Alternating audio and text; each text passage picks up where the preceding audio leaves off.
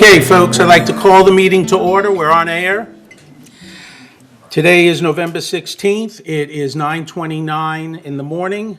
This is the regular meeting of the Third Laguna Hills Mutual Board of Directors, a California nonprofit mutual benefit corporation. So we'll call the meeting to order. We have a quorum. We'll now ask Director Bada if he would please lead us in the Pledge of Allegiance. Thank you, sir.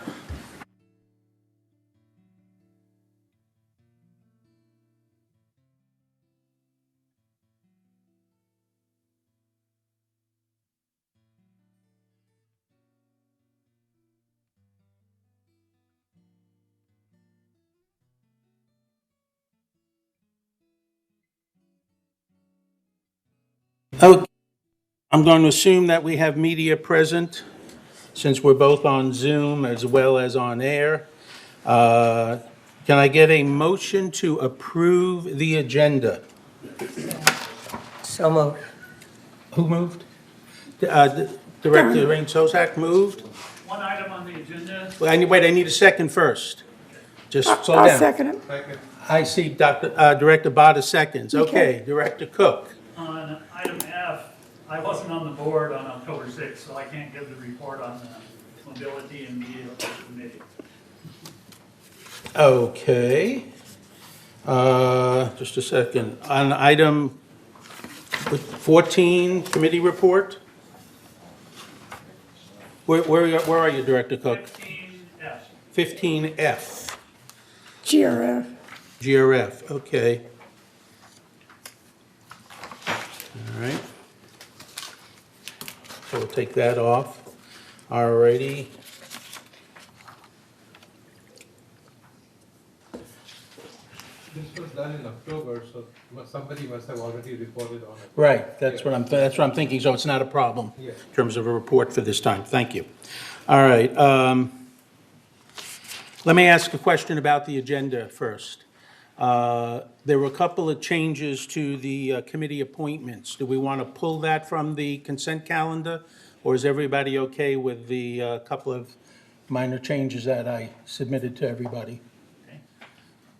Everybody's okay with that? Then we'll leave it on the consent calendar as is. All right, hearing no other adjustments to the agenda, Director Laws. Yes, item 11A mentions August 2021. Is that the month that we're going to look at financials for? So it's in consent calendar, item 11A.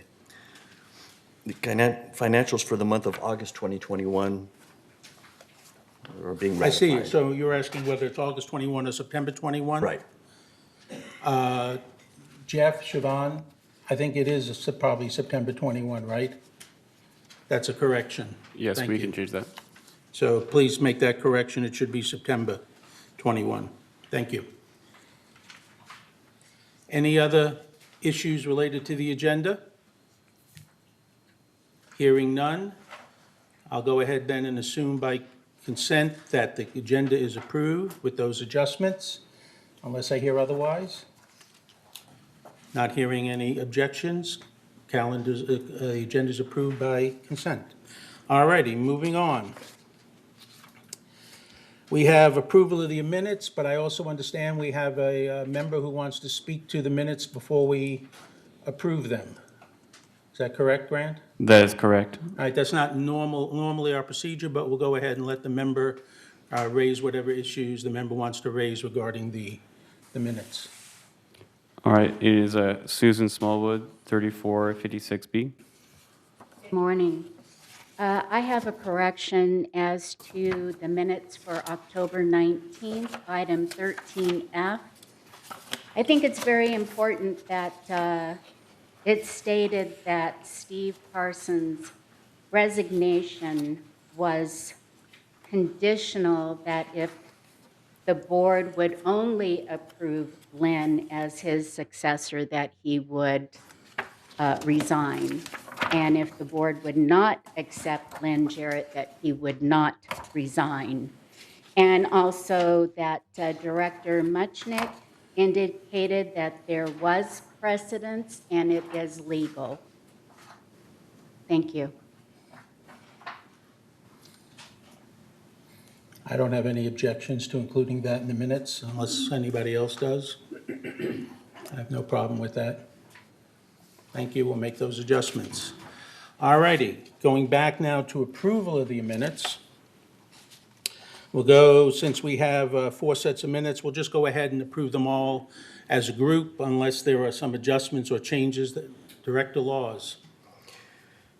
For October 7th, there is no mention of the officers that were nominated and elected during that meeting in those minutes. We don't normally list the ones who are nominated, just the ones who are elected. Okay, That's fair the way we enough. normally do that. Fair enough. There's nothing about those that were elected, nothing about the officers at all. Right. And that was a big part of that meeting, so I think that should be added to these minutes.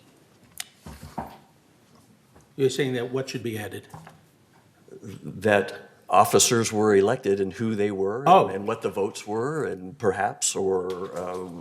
We just typically list that officers were elected, is what we, and And- list and- the names of the officers who were elected. Then that's fine. Okay. Even, that would be great if that could be added to Okay, the that's October typically what- 7th minutes. typically what we do. Thanks. All right, let me just, what page you on? Because I'm trying to find where we are. October 7th. Agenda item 5B. 5B on the floor, so I guess somewhere in page 3, before Sure. item 13 for comments, there should be something about. All right, so let's make introduction, continuing director. Okay, member director comments. We actually did it in the organizational meeting. Okay, so it's really under, Okay, we don't have an October 7th organizational meeting. that may be what was missing. Is that what I'm missing? I'm looking at Siobhan, Grant, and Jeff. Yes, we can bring those at the next meeting. It looks like, yeah, this right here is the annual meeting. We can always bring the October 7th Yeah, organizational we should meeting. have- Yes. Mhm. Thank you, pointing that out, that we need actually the organizational meeting minutes, which is what Director Laws is actually referring to. So if we can go ahead and approve these as is, with the changes that we've talked about, and then we'll have the organizational meeting minutes at the next third board meeting, if that's okay. All right. So can I get a motion to approve the minutes with the adjustments as agreed to for all of the minutes? I see Director Cook moves. Can I get a second? I see Director Wayne seconds. Thank you. Any other discussion about the minutes? Hearing none, then I'll assume then, again by consent, that the minutes are approved, unless, Director Laws? Just, I will abstain from October 1st since I wasn't at that meeting. Okay. Actually, we all should. You All also three. abstain from October 1st? Yeah, since we weren't Okay. here. Since we weren't here, yeah. Correct, that's okay. All righty. Any other issues? Hearing none, then I will assume that the October 7th, 8th, and 9th minutes are approved by consent. And I will assume then that the October 1 minutes are approved with 2 abstentions. 3 abstentions. Okay? Excuse me, I don't see them listed. Well, that's why they're abstaining from the approval of them. Okay. That's why they're abstaining. All righty. Hearing no objections to that, we'll then move forward. We'll assume that the minutes are approved with those stipulations and those changes. All righty. Report of the chair. I have a couple of items I want to share with you. We are looking for people to serve as advisors to third mutual committees. Grant, do you have that slide? One moment, let me pull it up. you.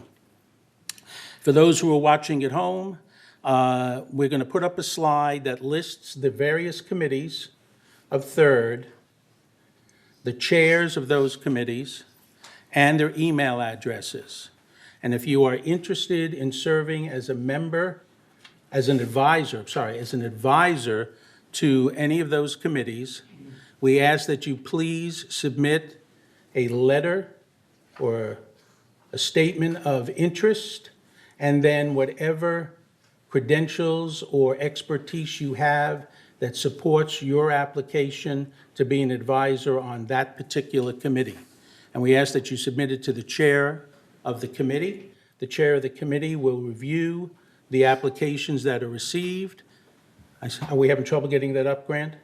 If we could have we could display it during the committee reports section, then we'll go ahead and have that slide ready. I just don't have it currently. Oh, okay. Well, let's take, okay, thank you.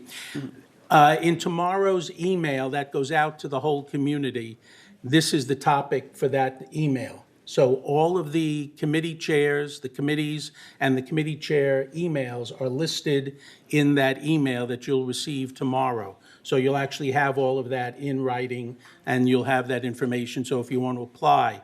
And it indicates there that what will happen will be that the chair of the committee will receive the information, will make recommendations regarding who should serve as an advisor. There are a limited number of spots for advisors. Not everybody who applies will be able to be accommodated. And then that chair will meet with me, we'll discuss them, since I'm the one responsible for making the official appointments to committees and then bringing it to the board for their approval. So that's the process that we will use for the selection of additional committee advisors. Director Laws. So the people that submit their email to the chair, when should they expect a response? Well, I'd like to have this process completed by our next board meeting. Okay. And as I indicate in tomorrow's email, they will receive an email response from me as to whether their application has been approved, accepted, or not. Is it possible for the chair who receives the email to at least respond and say, hey, I got your email? Sure, We'll be that's taking a that's look. very reasonable. Sure, Thanks. that's reasonable. Okay? And that's it for my chair remarks at this point. All right, we'll move on now to an update from the VMS board. Wei Ming, thank you for being here and presenting on behalf of VMS. Thank you. Good morning, everybody. I'm waiting for Grant to pull up the PowerPoint.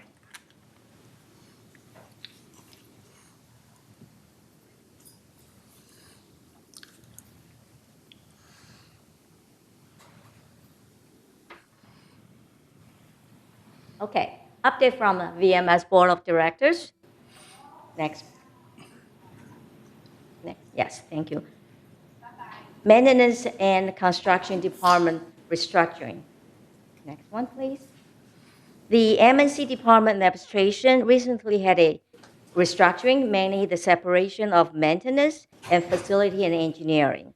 There are many benefits of this restructuring.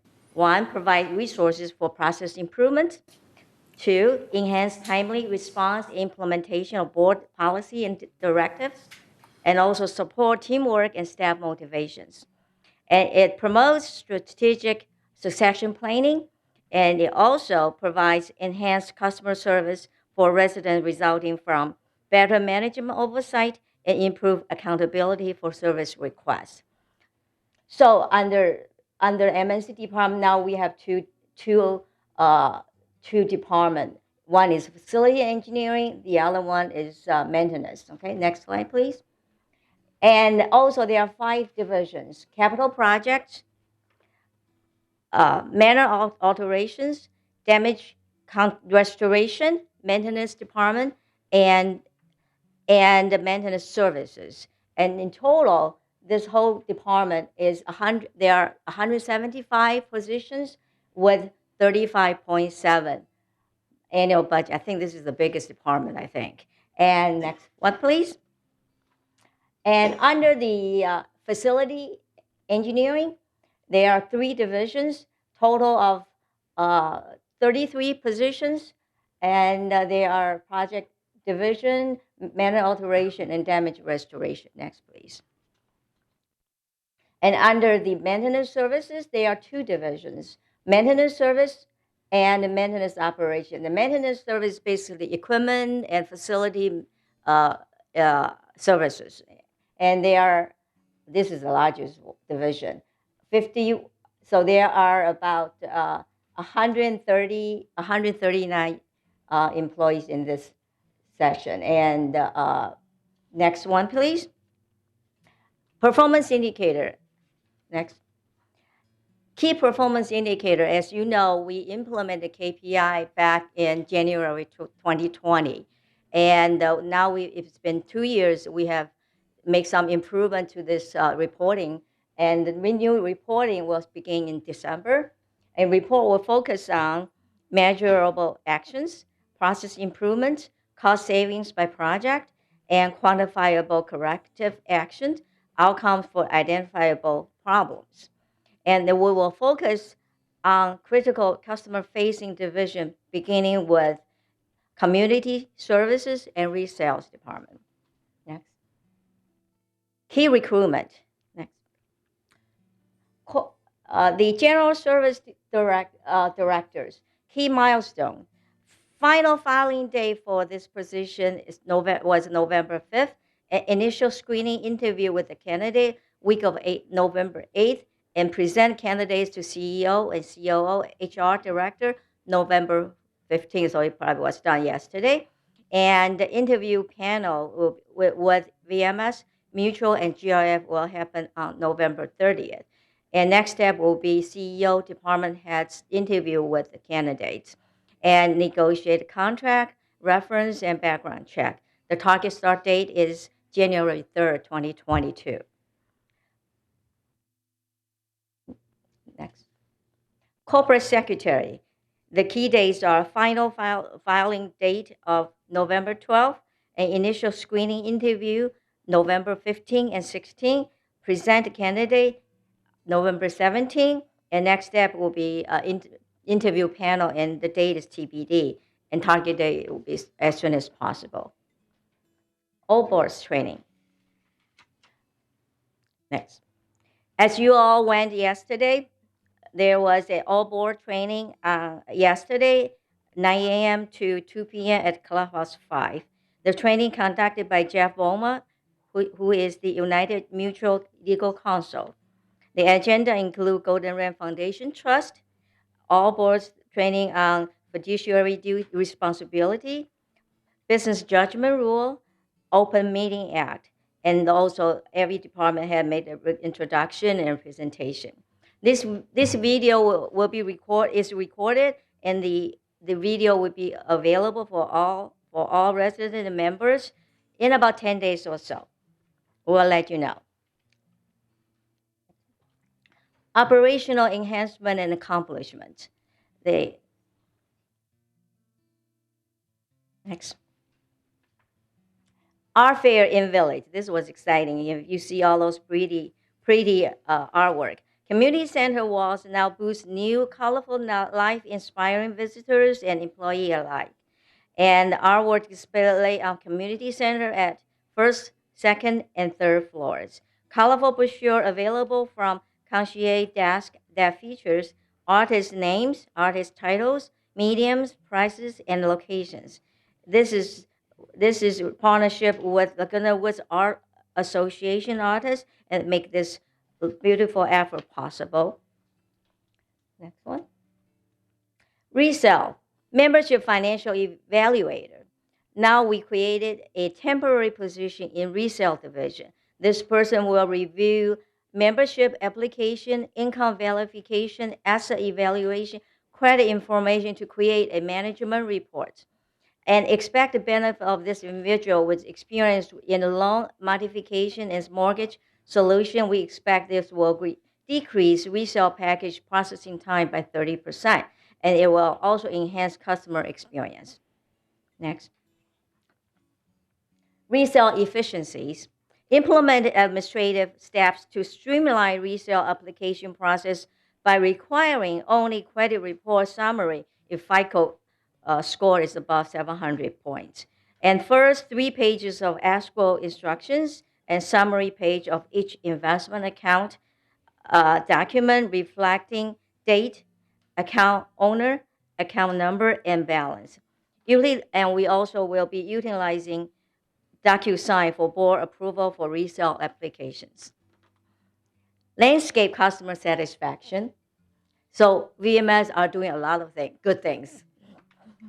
Landscape implemented adjustment to increase customer satisfaction and reduce service requests. Scheduling clipping and leaf pickup for residents for Friday pickups, and created two-person ticket response crew, one for each mutual, to take action on services that can be completed in 30 minutes or less, and educating a resident about current service level. So that will increase the awareness of landscape crew when will they be serving their area. Next. Garden center water conservation. Irrigation system feature automatic timer valves programmed to shut off water access when facility closed. So water will be shut off, and this has a lot of, I'm not gonna name all the benefits. It really gonna stop a lot of water waste and leakage. Thank you. Next. Transportation. Bus route consolidation. Eliminate Route 3 and consolidate it into other routes, C1, C2, and Route 5.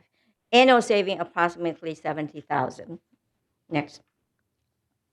Transportation revenue enhancement. Transportation will approximately generate about $100,000 annual revenue from Arizona pipeline for material storage at our facility, and bus parking for H-Well parking, and fuel purchase from H-Well, and also route sponsorship for memorial care, total about roughly about $100,000. And the next one, the 2022 Community Mulch Days. Mulch generated in village by landscaping will be available to residents for personal use during Community Mulch Days, which will be January 21st to 24th, April 22nd to 25th, August 19th to 22nd. Mulching a garden or planting area helps suppress weeds, prevent soil erosion, insulate, and help soil absorb moisture. Next. So feel free to contact VMS at info@lagunawoodsvillage.com, or you can contact your mutual board representative. This is my update. Thank you. Thank you very much, Wei Ming. Obviously, it looks like VMS has been quite busy. Anybody on the board have questions for Wei Ming about her presentation? Director Bada. Wei Ming, you mentioned about the mulch distribution dates. That's a great idea, but is it possible, would you know where the people can pick up the mulch from? I believe it's Clubhouse 5. Oh, sorry, Siobhan, you have that? Siobhan, probably, yeah. I was going to say Clubhouse 5, and I believe there'll be one other clubhouse, probably Clubhouse 1, but we'll get all that information out to the community well in advance. That's good. Yeah, I just thought giving the dates today is a good idea, but letting people know where to get it would be a better idea too. Okay, thank you. Okay. Anybody else questions, issues? Wei Ming, thank you very much. Move on. We have the open forum. Just before we start the open forum, there was one other little announcement I wanted to make. The next town hall will be Wednesday, the 24th of November. It'll be from 3 to 5 in the afternoon, same location, Clubhouse 2 in the Sequoia Ballroom. We'd like to see as many people attend as possible. So that's Wednesday, the 24th of November. All righty, Grant, we're ready for our member comments. We'll take people in person first.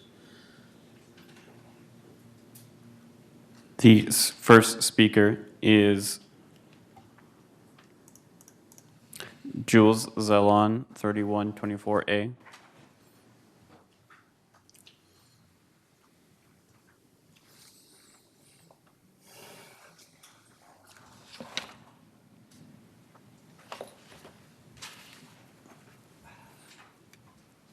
Good morning.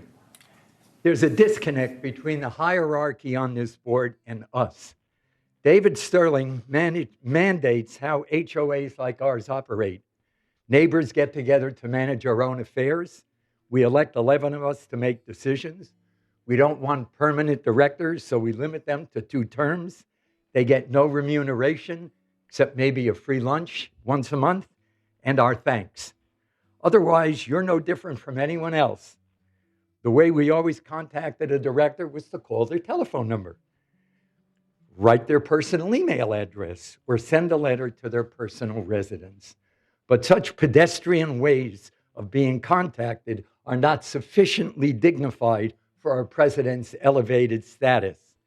I won't talk about the free cell phone we give him, because that's now on the agenda, or the free cell phone number. But I will talk about the free email address. What's the email address for Robert Muchnick? Now it's thirdmutual@lagunawoodsvillage.com. Robert Muchnick is now Third Mutual, and Third Mutual means Robert Muchnick. Hey, history buffs may remember the last time a head of government made that sort of claim. Louis XIV famously claimed, "L'état, c'est moi," I am the state, a phrase meaning someone with absolute power. So claimed his grandson, Louis XVI. Remember what happened to that head of government? He lost his head, didn't he? Well, I, for one, don't adhere to such an elevated status for any one person, and neither do the folks that I hang around with. Paying a few bucks a month for a lousy cell phone number doesn't bother me at all. What disturbs me a whole lot is that this guy presumes to separate his private life from his job as a director on the board. And that's just the point. You guys should never separate yourself as directors from your private lives. That's the beauty of our self-governing model. We're just a bunch of neighbors come together to make our lives as Laguna Woods inmates more pleasant, nurturing, and meaningful. I urge our glorious leader to pull in his horns a bit, and he could start by returning all the free stuff and begin acting like the rest of us plebeians. Just my 2 cents. Thank you. Thank you, Jules. Always entertaining. Thank you. The next comment is Bill Walsh, 3162C. Well, I have a couple of requests. My first request is I would like to ask the board to ask VMS to investigate the capability for a garden villa manor owner to install a 30 amp 220 volt circuit to be able to charge an electric vehicle in their parking slot. Okay, now I'm going to give you a little background. Only in garden villas can you do this. You can't do this in LH21s because they have carports and those are on 110 circuits, and there's not a way to get a circuit that you can get to 220. Okay, we'll eliminate that. The Energy Task Force was dissolved in March of 2020, and that was one of the items. And the energy consultant at the time felt that you could do that. You could put a 220 circuit in the garden villas off of their private electric meters. I'm not an electrician. I am not an electrical engineer. So you're going to have to ask VMS to investigate that. And I'm not even sure if VMS has an electrical engineer on staff that could do that. But I think it's really important. I just got off the phone last night with somebody in LH21, and they wanted to buy a Tesla. And I just said, you're going to have to go to a charging station to do that, because there's no way, you can't spend 3 days trying to charge your Tesla on a 110 volt. Enough said. If you could get somebody to do that, I think it would be really important for the community, particularly future sales. As people try to move here with electric vehicles, it's going to be really important, because garden villa manors represent about 20% of the manors in the community. Second thing, on that task force, we had put in we replaced walkway lighting in gates 5 and 6 with 3-foot tall bollards. And there were still dark spots, like 150 feet runs where there were no walkway lights in there. And one of the things we wanted to do in a follow-on, and we talked with staff about it, is to run circuits beyond where they are now so we could get more lighting in those dark spots. So it's something that somebody can let the VMS staff know, and they can maybe go out somebody can go out at night and look and see where those are, or you can contact me and I'll go out with you and we can walk through it.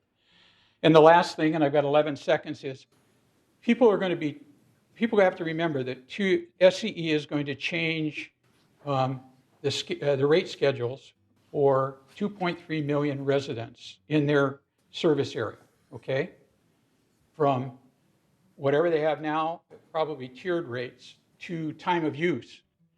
If you want to be on a tiered rate, you're going to have to actually proactively fill out a form and let SCE know that you want to stay on a tiered rate, or they will automatically put you on time of use. Okay. So be aware of that. Thank you. Thank you. What gate was that you said about the bollards? Bollards. Oh, the gate for the, that you want to run the 150 feet? You said it was gates? Gates 5 and 6. I'm 5 and sorry, 6, that's what I was Robert. looking for. Yeah, gates Thank 5 you. and 6, particularly, yeah. That's what I was Gates looking 5 for, and 6. thank you. All right. The next speaker is Min Se, 3096A.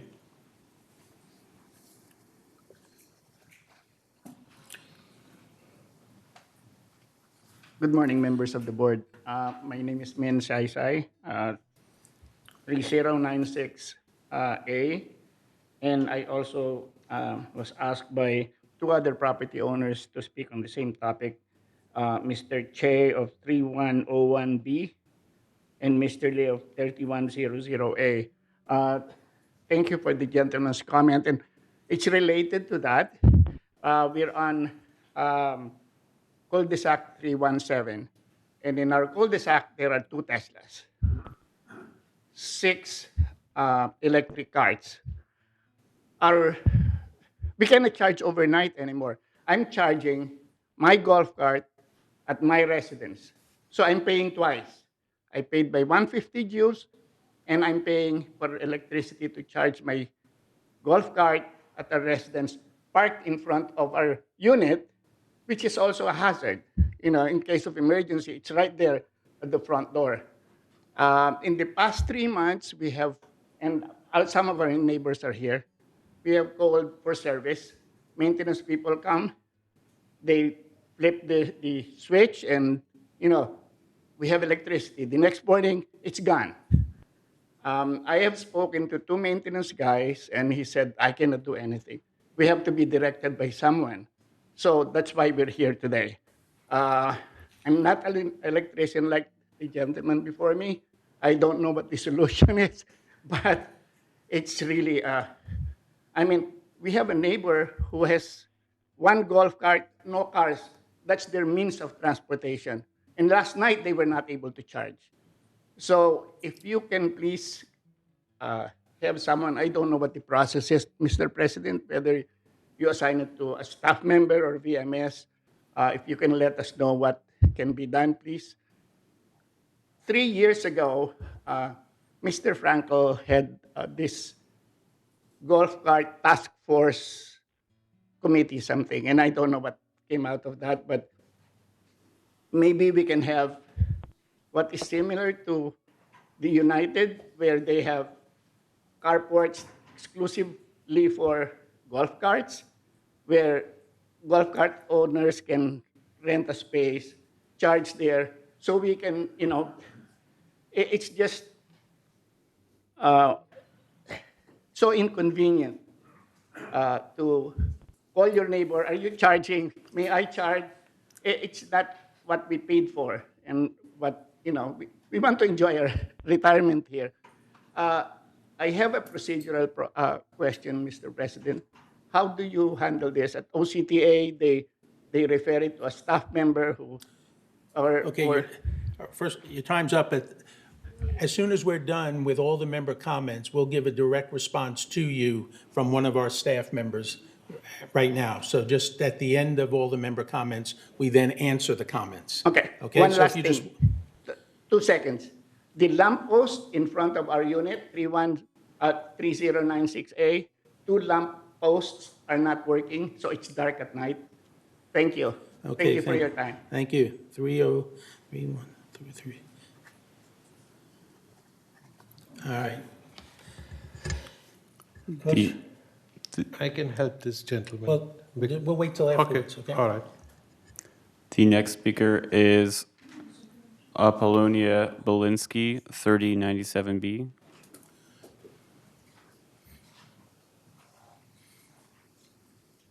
Good morning. My name is Apollonia Belinsky. I'm at 3097 Via Serena North, and Barda Gaywood is my neighbor, and Ming is our neighbor. And just to reiterate what he already has brought up, we have a golf cart. We do not play golf. We use the golf cart for transportation to get to shopping, to get to doctor's appointments, things that we need to do on a daily basis. And it's really nice to have one. We enjoy it. But up until, it's been going on, randomly, electric is gone. We won't have a golf cart in the morning when we need to get someplace. We've missed a doctor's appointment. And there are 6 golf carts being charged in that area and 2 Teslas. Now, the engineer's been out there, the electrical engineer's been out there, and he's come to flip the switch, and he said he's been begging for a couple of years now for the electricity to be upgraded because it was not designed for the electric cars. I mean, we need to get with 2021 and get out of 1960 because they're going to keep coming. It's the wave of the future. And I don't think we should have to be drawing electricity from the house. Number one, it's dangerous. My roommate, someone else coming to the house, trip on the cord, the extension cord, whatnot, and then we have a broken hip, a broken elbow, whatever. I think we need to get up with the times, and we shouldn't have to be parking our golf cart to be charged at the house because we pay for that space. We pay $150 for the electric, and I think we pay HOA fees, and this is part of why we love living here. So, let me see what else. I think that's all I have to say. Thank you. Thank you.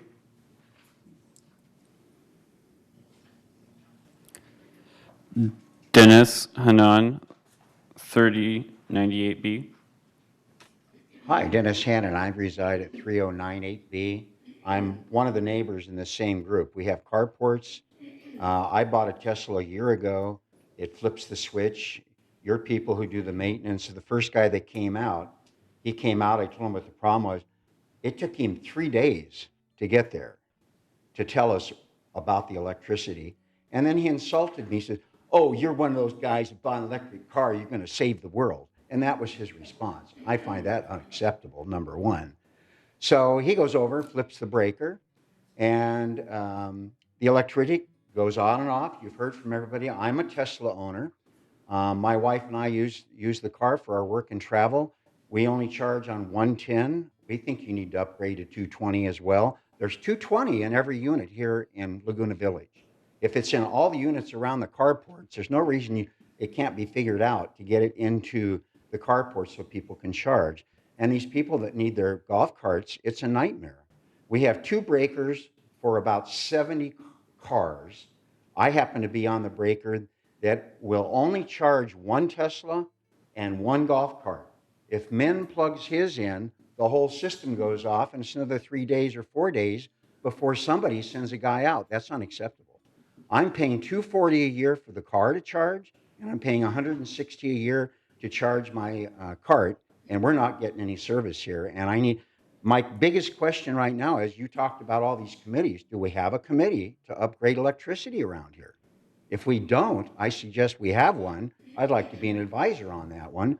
But I feel like, we need to get some action on this immediately. These people have an emergency. They're not able to charge the cart. Their cart is their only transportation. They don't have a car.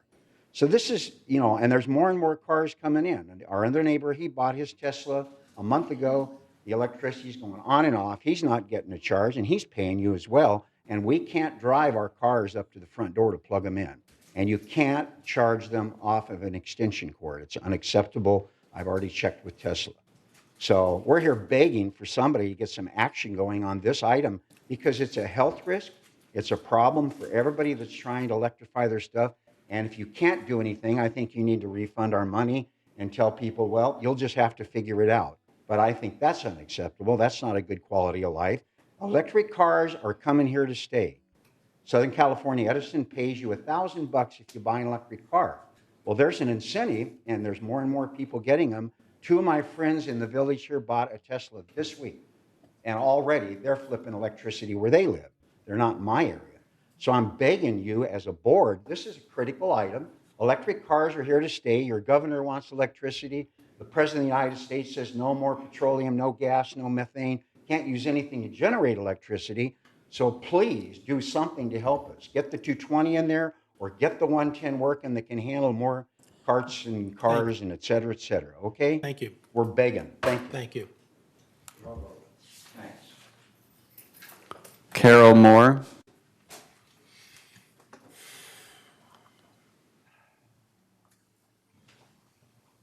Good morning. Before I start, I noticed there's not consistency with cutting people off. One person, you allowed him to extend well beyond his time, and then you cut other people off, and I would ask for consistency on that. I'm here this morning, and I really wanted to ask your help. And it has to do with the turmoil, and I think you're all aware of the turmoil. We saw the election results. Overwhelming number of people voted new people on. So change is obviously on people's mind. We have 3 different groups already. We have Good Governance Coalition, we have Concern, and we have Village Voices. 3 groups asking for change. We had a resident at the last meeting speak to the legal issues and voiced an opinion about what was occurring. That person again appeared at the town hall meeting, and the responses to that have been, they don't comport with the facts. So I'm asking, most of you probably are aware of the Green Book, pardon me, the Green Book lists the budgets, and it shows the line items for which we're all concerned with, and that happens to be, and this is where I'm asking for your help, has to do with the cost of property insurance. If you look at the Green Book over the last 5 years, look at the last 5 years, and it appears that the cost of insurance has gone up only $2.47. I don't think anyone believes that, but perhaps that's true. I don't know. What I'm asking is, it also shows over the last 5 years that insurance total amount paid by Third Mutual is only barely, it's not even $319,000. That too doesn't seem to comport with what you were saying. So instead of having town hall meetings, I think we don't need that.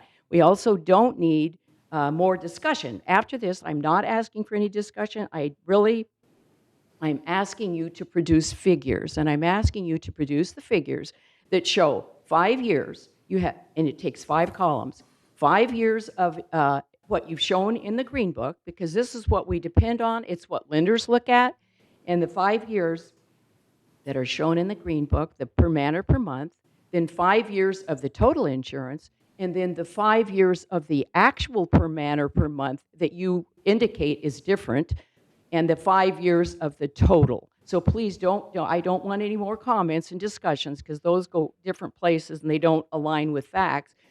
Let's have numbers, and please post this on the website.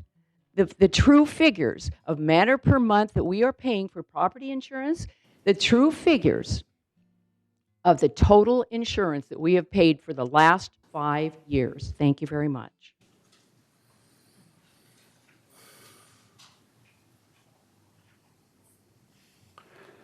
Barta Gaywood, 3097B.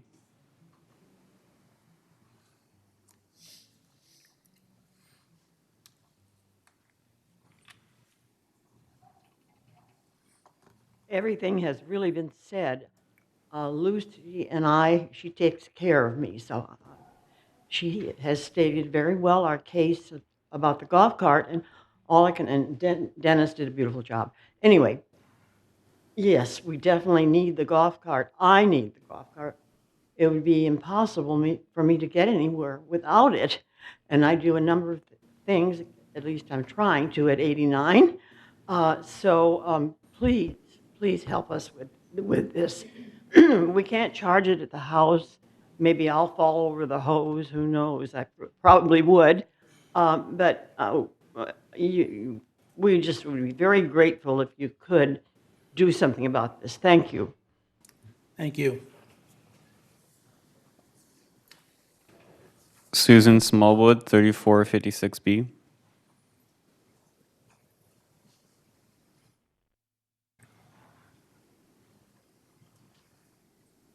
Good morning. When I walked in on October 19th, it was exciting to see that members were concerned, residents were concerned, and they showed up to the meeting. Did the GGC get the full facts? No, they didn't get the full facts. There were a few things missing, but it brought attention to some important matters, and they showed up. What's very concerning is that we have a president who would use a precedence of another board member resigning under the same circumstances. And we had two of your board members who asked, was this legal? Is this legal? And you said yes. But it is not. At the town hall, you indicated it was John Pearlstone. That was in 1920. John Pearlstone resigned, and he went on to the GFR board. So there is nothing similar to what you protest. In fact, I went back to the minutes, and I see that Director Pearlstone attended. His last attendance was July 20. And by August 18th, he was gone. And there is nothing in those minutes as to his resignation. So I ask you board members, when you see something that is not right, not kosher, that you really ask the appropriate questions. I have to say, this must be something in your ethics for your directors that you have to sign something, because this violates, and this is why residents are so angry. Thank you. We have 4 email comments, if we could read them at this time. Sure. Please do. Good morning. First email, Barbara Garnos, 3032N. At the October board meeting, I said that compliance ignores members' requests for enforcement against common area violations. At that meeting, I was told that someone would get back to me. I waited a full month and have not heard a thing from anyone. J. Leslie, 3024D. Dear Board, my name is Jay Leslie. I'm a third member and work as a certified HOA manager. To retain my manager certification, I take continuing education, which includes legal courses. I also head up a group in the village called Concern, whose mission is to protect our architectural and landscape integrity and eliminate eyesores. When members can't get satisfaction at the management level, we've come to the board, hence my member comment today. At the September 21 and October 19 board meetings, I've asked how often routine termite and rot inspections are done. General Manager Jeff Parker responded, but each time gave a vague answer. Essentially, he did not answer my question.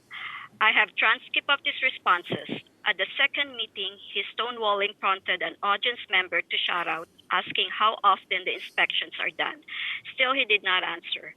Mr. Parker said he relies on residents to let him know if there's a termites or rot. Does he really think that's an adequate substitute for licensed termite and rot inspections doing the inspections of our common area? Proper inspections by people licensed by the California Structure Pest Control Board are needed for early detections of termite infestation and dry rot, which cost this community millions of dollars a year. At the October meeting, VMS Chief Operating Officer Siobhan Foster said the Maintenance and Construction Division head Manuel Gomez would contact me. He never did. Why is Mr. Parker suppressing this information? Is he intentionally under-maintaining the village and not doing proactive termite and rot inspection so that neglected maintenance leads to a more damage and bigger jobs for vendor, which create bigger kickbacks to management? Is the under-maintenance a way to prepare parts of the village for redevelopment and kickbacks that come from developers? These are fair questions which I and other members are now asking, especially because Mr. Parker has given no good reason to delay timely and proactive termite and rot inspections. As any HOA board knows from its fiduciary duty supervising a management company under California law, managers may indeed take kickbacks. Yes, to be clear, managers may take kickbacks. Is management taking kickbacks now? So for the third time, I'm publicly asking Mr. Parker to clearly and unambiguously state how often routine termite and rot inspections of our common area are done. If anyone is concerned about this matter or anything that impacts the architectural and landscape integrity of our village, please contact me at jlad9@comline.com. David Cho, 3091D. Dear board members, I have written to the General Manager's Office of Laguna Woods Village regarding people not picking up after their dogs in the area I live twice, once in July and once in October. It seems that the area I live have turned into a place where people take their dogs out and let them poop. People do not pick up their dog's poop. I myself have picked up several times even though I do not have a dog. At one time, the poops were tumbling around at 3 different places near the crossroad of 3091, 3092, 3093, and 3088 via Serena North. Lately, I have to pick up dog's poop every other day to keep this area clean. It seems that somebody or more people is doing it habitually. I suggest putting up a signpost and sending out a notice to the people in this neighborhood. After receiving my email, Catherine Laster at the office said, "You are requesting an expenditure that staff is not authorized to make without board approval, so you will need to communicate directly to the boards for their consideration. That's why I'm writing to you, board members, for your help. I think something must be done to keep the area clean from germs and viruses. I again suggest you put up a signboard in this area since no one is going to watch this area 24/7. Thank you for your consideration and prompt action to this problem." Karen Shore, 40123G. Dear Board, below is the letter submitted anonymously to me through Village Voices, an advocacy group made of Laguna Woods Village residents. As a member of Village Voices, I wish to share the writer's concern with you today. The letter reads, "Dear Ms. Shore, I understand your group, Village Voices, help residents with issues. I have an issue. It is regarding possible kickbacks to management. Now that our dues are going up and I'm being priced out of living here, the question needs to be asked. California Business and Profession Code 11504 states that a person who provides the services of a common interest development manager to an association shall disclose to the board whether or not the manager receives a referral fee or other monetary benefit from a third-party provider. California Civil Code 5375 states, a common interest development management firm shall disclose in writing any potential conflict of interest when presenting a bid to an association board. Conflict of interest for purpose of this section means 1, any referral fee or any other monetary benefit that could be derived from a company providing products or services to the association. Second, any ownership interest or profit-sharing arrangement with service provided, recommended to, or used by the association. Ms. Shore, how do we find out if VMS is truly working for us and that there are no kickbacks or other conflict of interest? Thank you for looking into this. Signed, Anonymous. Final comment by Karen Shore. I find this resident concern about kickbacks going to employees potentially a problem, as our past management company has been accused of taking kickbacks and residents were angry. California law indicates that any monetary benefits provided to VMS must be reported to third board. What process that third board have ensured that kickbacks are not being received by employees? The VMS board has the responsibility for the operations of VMS. The third board has responsibility for the financial well-being of our mutual. Third mutual board should review all bids for any contract. By reviewing all bids, our board shall come to an understanding as to why VMS staff selected a particular bid and why that bid is in the best interest of our mutual prior to approving any contract. This concludes the members' email comments. That concludes all member comments. Okay. Where to start? Kush, you want to address the folks with the charging issues? Yes, thank you. I was going to exchange my information with theirs so that I can stay in touch and get the details and work with the staff to resolve the problem. Okay, just for the folks in the audience who brought up the issue of charging, Director Bada is chair of the golf cart parking committee. So he's the one who would be able to best address this issue and work with you to hopefully try to find some reasonable resolution. But it's not just a problem where you live, it's a problem in lots of places within the village. So it's something that we have to also figure out how to address in general.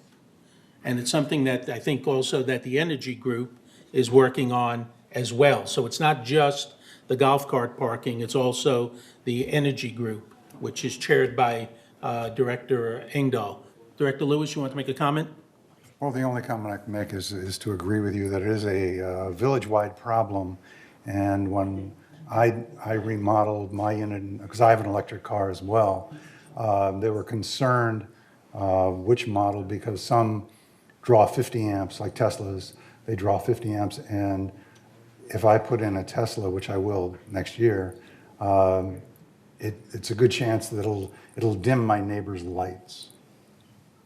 Because, and that's a quote from SCE, their engineers, because this community needs to be upgraded. And I don't know what we can do to push that along a little quicker, but sooner is going to be better than later. Even with 30 amp cars, it could be an issue as far as the draw. Okay, thank you. All right, anybody else want to address that issue on the charging? Director Cook? I just wanted to make a comment.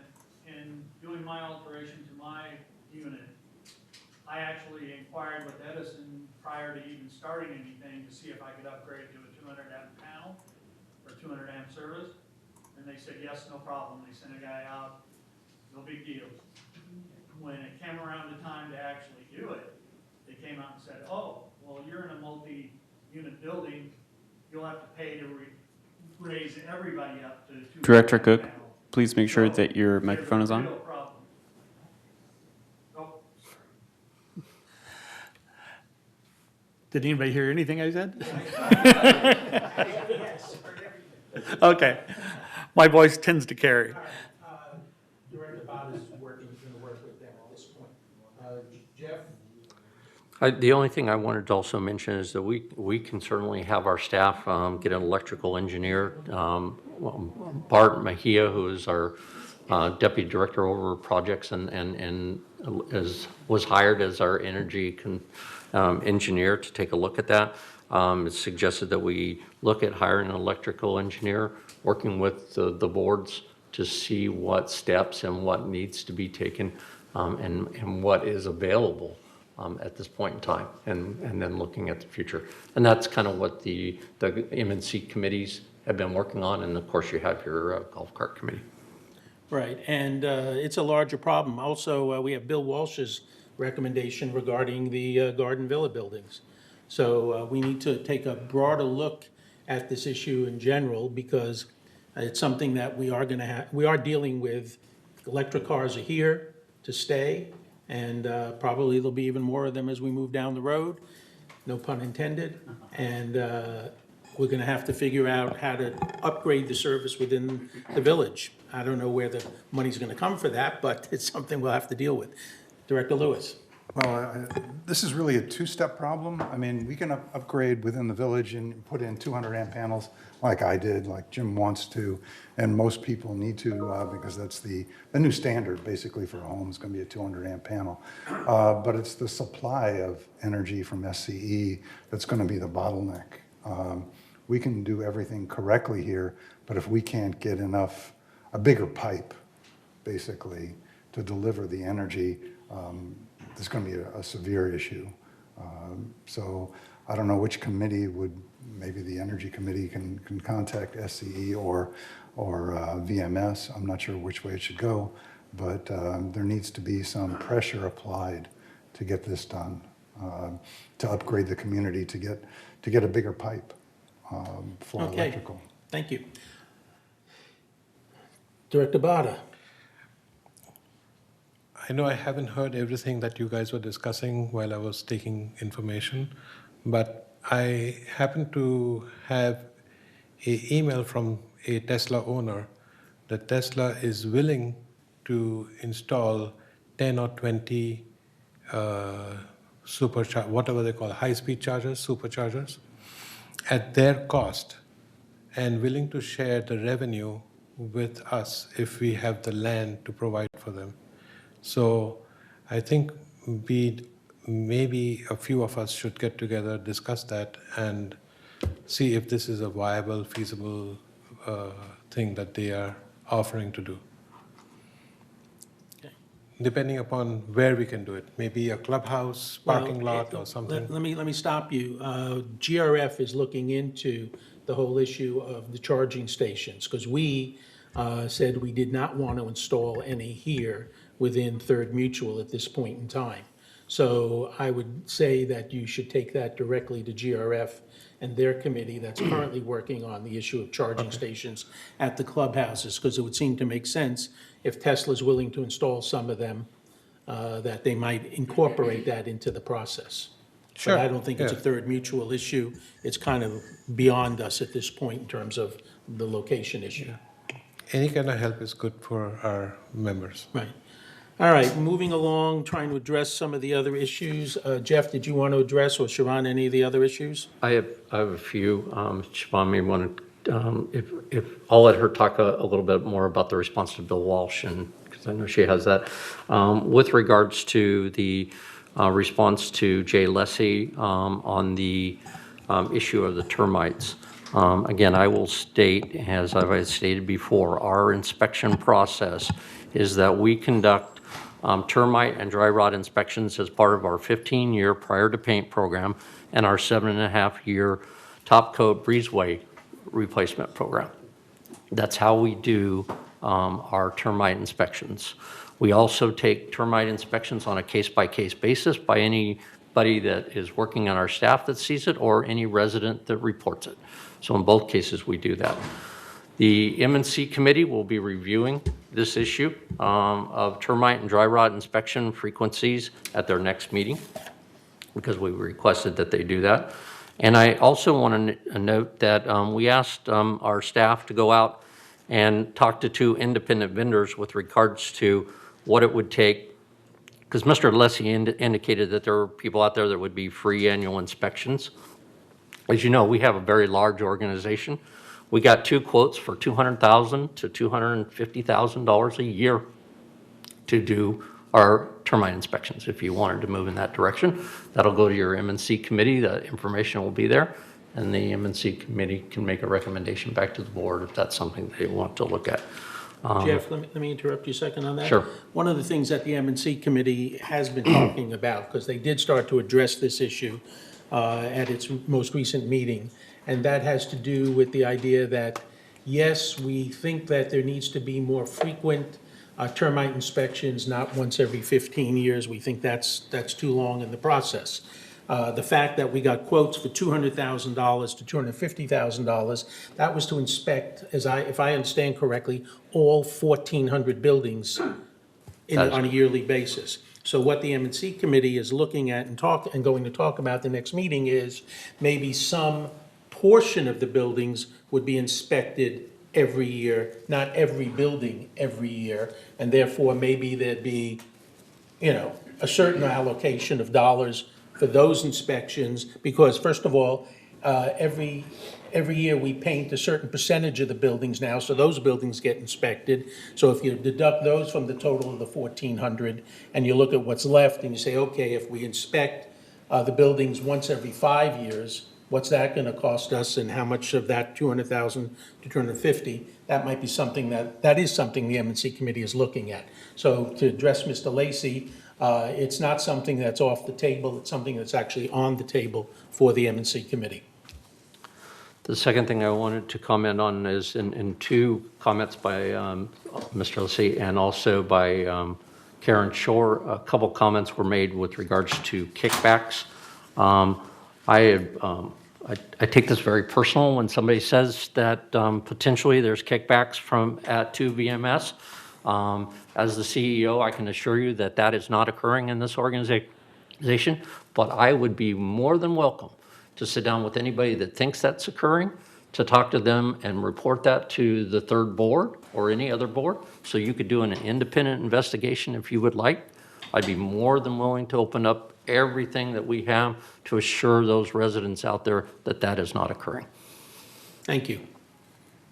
Okay, Siobhan, did you want to say anything? I did, thank you. I just wanted to mention, in response to Mr. Walsh's comment about the new Edison rate structure, an article will be going out to the community in a few days, I assume at this Friday's blast, articulating the change in the structure and what residents can do if they want to stick with the tiered system. So Bill has been in contact with Bart, who is leading that effort from the staff. And then secondly, the mulch for next year's mulch program will be available from clubhouses 3, 4, and 5. Okay. All right, to address some of the other comments, the email that was read by Barbara Granis, I'm not pronouncing the last name correctly, for the issue of that she contacted us last month about compliance issues and not being responded to for compliance. There are two issues there. Once I went back and read your email from last month, and there was nothing specific about an issue of compliance that you seem to be concerned about that they could contact you on. And number two, if there is an issue related to compliance of one of your neighbors, it's not something that we can publicly discuss with you. It's a confidential information that if it's being investigated regarding another member of the community. So that's why you probably didn't get a response to that. As for the dog poop issue, that's not just an issue in that particular location. I have a dog. I walk all over the parts of Third Mutual, and it is an ongoing issue in a whole host of areas, specifically on Paseo del Lago, for example. It occurs by the golf course, and actually there is a sign there, and there's bags on a pole and a wastebasket, and then if you look right to the right and left of that wastebasket, there's dog excrement on the ground that some owner chose not to even pick up, even though the bags were right there and the trash can was right there. So it's a big issue, and it's something going that we're going to have to figure out how to address in general, but it's not just limited to that one location. That's all I have to say about dog excrement. Anybody else? Comments? Director Laws. Yes, I was just going to respond to Mr. Zalon's comment about a personal email account. I have created a personal email account as a third board director, and that's the account that I'm sharing with all residents. I created that so that it's separate from all the other spam personal emails that I get so that I can look at this one first and foremost, respond to any issues and questions that I get in a very timely manner. So I don't think it's inappropriate to have a separate email account for a director. Perhaps it's the name of the email account that you're have issues with. I believe that President Mulch has mentioned that that email account will go to the next president, whoever that is. So it's just a common email that will be shared to all residents. They don't have to remember who the president is at this time. They can just send all of their issues to that email account. So if that helps any, there you go. My 2 cents. Okay. That takes care of member comments at this time. We'll now move on the agenda to the CEO and COO reports. Thank you. To the chair and to the members here, good morning. Quickly, I have 3 items. Just wanted to quickly remind people that unfortunately COVID scenario is still around and out there in the world and in our community. Cases in Orange County have seen a rise in the last month as opposed to the decline that we were seeing. Over the weekend, we had over 705 cases in Orange County. In the village here, which includes all of Laguna Woods, we've seen 555 cases, up from 537 last month, and also unfortunately, one additional significant, and that is a death in a community. And we're now at 56 deaths in the community. And when I say community again, I'm talking about the whole city of Laguna Woods. 175 hospitalizations last month. They're now up to 204. ICUs were at 34. We're now up to 56. So we're seeing a little surge again in COVID numbers. So I just wanted to report that. Second thing I wanted to report is nominations are now open for VMS board positions. Those applications and candidate statements are due to the corporate secretary by November 30th at 5 p.m. And that opened up yesterday. And then last, in the Breeze, we have sent out our first information bit about the organic waste process that is coming to the community. And I know Director Wayne has a little bit more information that he's going to provide, so I don't want to say anything more than that, but the staff has put information out in the Breeze, and we'll continue to do that in the future. And with that, I'll turn it over to Siobhan. Thank you, Jeff. Honorable President, members of the board, this morning we're pleased to share with you the VMS Recognition of Excellence Awards. This program is offered in fall and spring to our VMS employees who have done an outstanding job by demonstrating exemplary customer service, achieving great results on a project, or going above and beyond the call of duty. This morning we are sharing recognition of employees in security, the CEO's office, and broadband.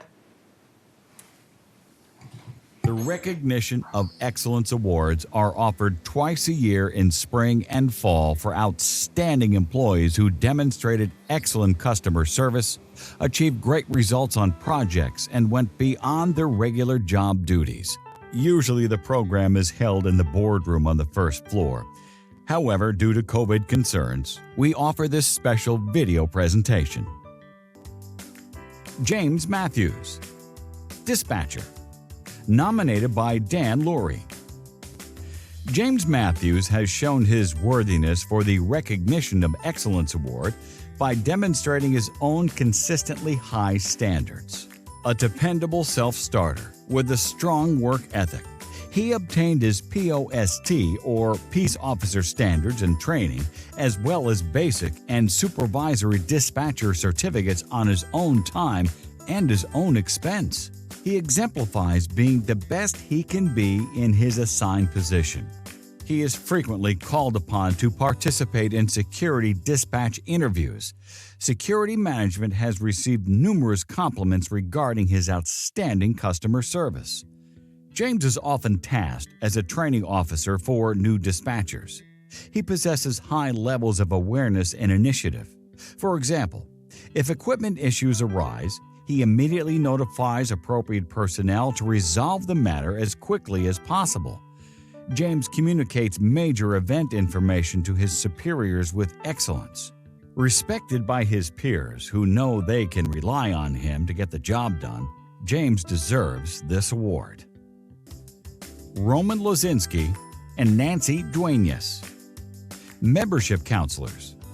Nominated by Maria Popescu. Roman Lozinski and Nancy Duenas are valuable representatives of the VMS organization and community services team. They are a dynamic duo charged with reviewing multiple financial documents needed to verify whether applicants satisfy the financial qualification policies established by each corporation.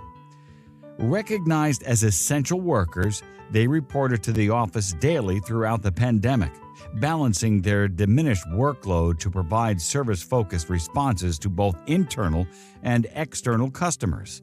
When a ransomware attack compromised the ability to meet customer expectations, Roman and Nancy often served as intermediaries between customers and other departments working with a compromised staff.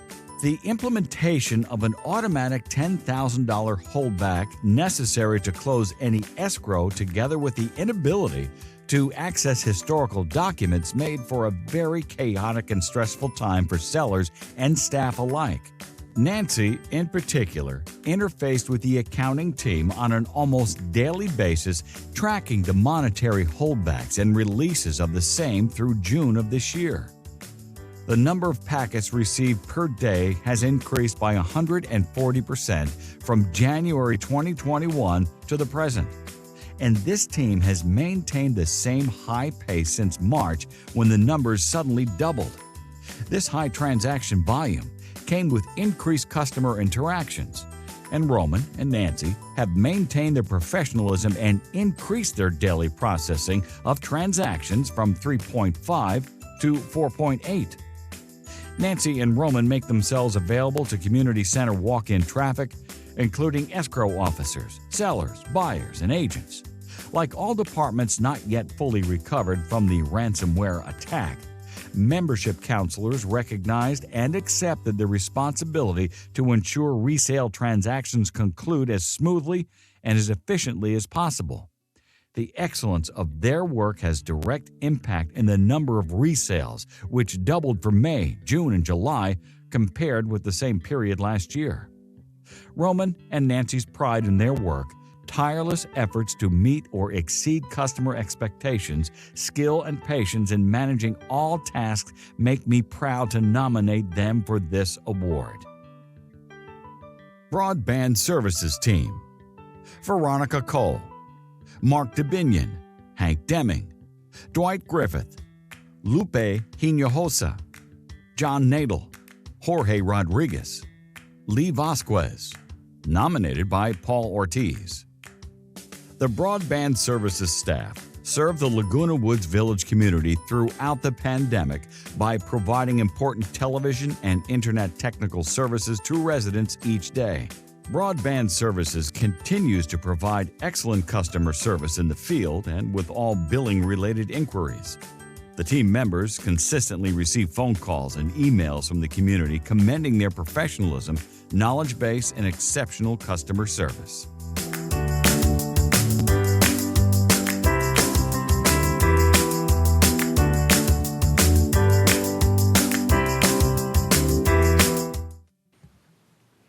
Is that it, Siobhan? Yes. All right, it's very nice to see that we have so many employees who deserve to be recognized for the quality of their service, so thank you for doing that. Next is the consent calendar, but there are two things I'd like to say before we get to the consent calendar. One is that in response to Carol Moore, I meant to give a response to her statement. We will take a look at putting together that kind of chart for her and for the members. I guess the one question I really had, and I'm sorry that she left, is that she was quoting figures like $319,000, and I'm wondering if she was just missing all the zeros because it's reported in hundreds of thousands of dollars. So it would be $3,190,000 rather than $319,000. but I'm not sure exactly what she was referring to in which page of the Green Book. But, because our insurance has been considerably more than 319,000 just for property alone. So, yeah, we wish it was 319,000. But we'll get that chart together for her and for the members. I did want to say that. All right, moving to the consent calendar. Actually, it was only one item. Moving to the consent calendar. I'd like to get a motion to approve the consent calendar with the minor adjustments as follows. Under the committee appointments, on the parking, golf cart, and task force, Mark Laws would now be a regular member, not an alternate member, as it's indicated on the sheets that are in your packet. And under GRF, the M&C committee, John Franco would now be listed as an alternate. And then under Clubhouse 1, he's listed twice, once as a member and then once as an alternate. So please remove him as an alternate under Clubhouse 1. And that would update the committee structure. So if I can get a motion with that change to approve the consent calendar. I so move. Director McCary moves, and I see Director Wayne seconds. All those in favor of the consent calendar with that minor modification, please signify by saying aye. Aye. Opposed? Consent calendar is approved. All right, unfinished business. Entertain a motion to approve a resolution. I'll turn it over to Director Jarrett, who will read the motion. Well, basically, the motion is to approve the resolution, and you need a motion because it was on 28-day review and it's been approved. Okay, can I get a motion to approve the 2022 collection and lien enforcement policy? Can I get a motion, please? I see Director Rain Sozak moves. Can I get a second? I see Director Carey seconds. I would like to make one minor adjustment to that. Let me get to the right page. It has to do with page 3 of 30 under the reminder notice. In that first paragraph, there is a sentence that says, "A reminder notice may be sent to the member." I'd like to modify that to say, "A reminder notice and email may be sent to the member." Okay, Director Campos, you have interim finance officer. If I may, President, just so the board's aware, this is something that we need to send out as part of our annual mail out, and it has gone to print. We may have jumped the gun a little bit. Being that it's such a minor change, we certainly can update it and put it on the website, but this is something that's already gone out to print and is about to be put in the mailboxes here on Monday. Okay. Can we send an addendum? Could we send an email addendum since we're saying it's by email? Could we send some kind of addendum or something just to update? You could put a cover sheet on it or something that indicates that you're going to respond by email as well. On the entire mail out, you're saying? Suggestion. If that's something that the board really wants to do. Let me stop you. We want to make this change. That's a board decision to make this change. How it's disseminated, we can discuss afterward, but right now what's on the table is to make the change. And we're not going to, just because you have the mailing ready to go, we're not going to not make the change that the board wants to make. Fair enough. Okay? Thank you, sir. All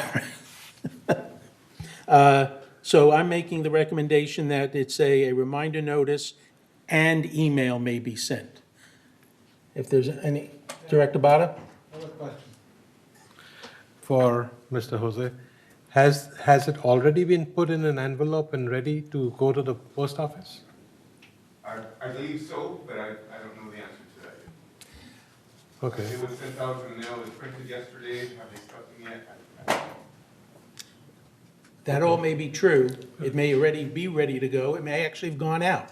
The reality is, we have a motion to approve. We have not actually formally approved the 2022 lien policy anyhow. So whatever you're sending out had not been formally approved. Director Laws? That's what I was just going to try to confirm. So is there a process issue that the staff will be looking at in order to make sure this type of thing doesn't happen going forward? I'm seeing nods from, Yes, absolutely. Great, thank you.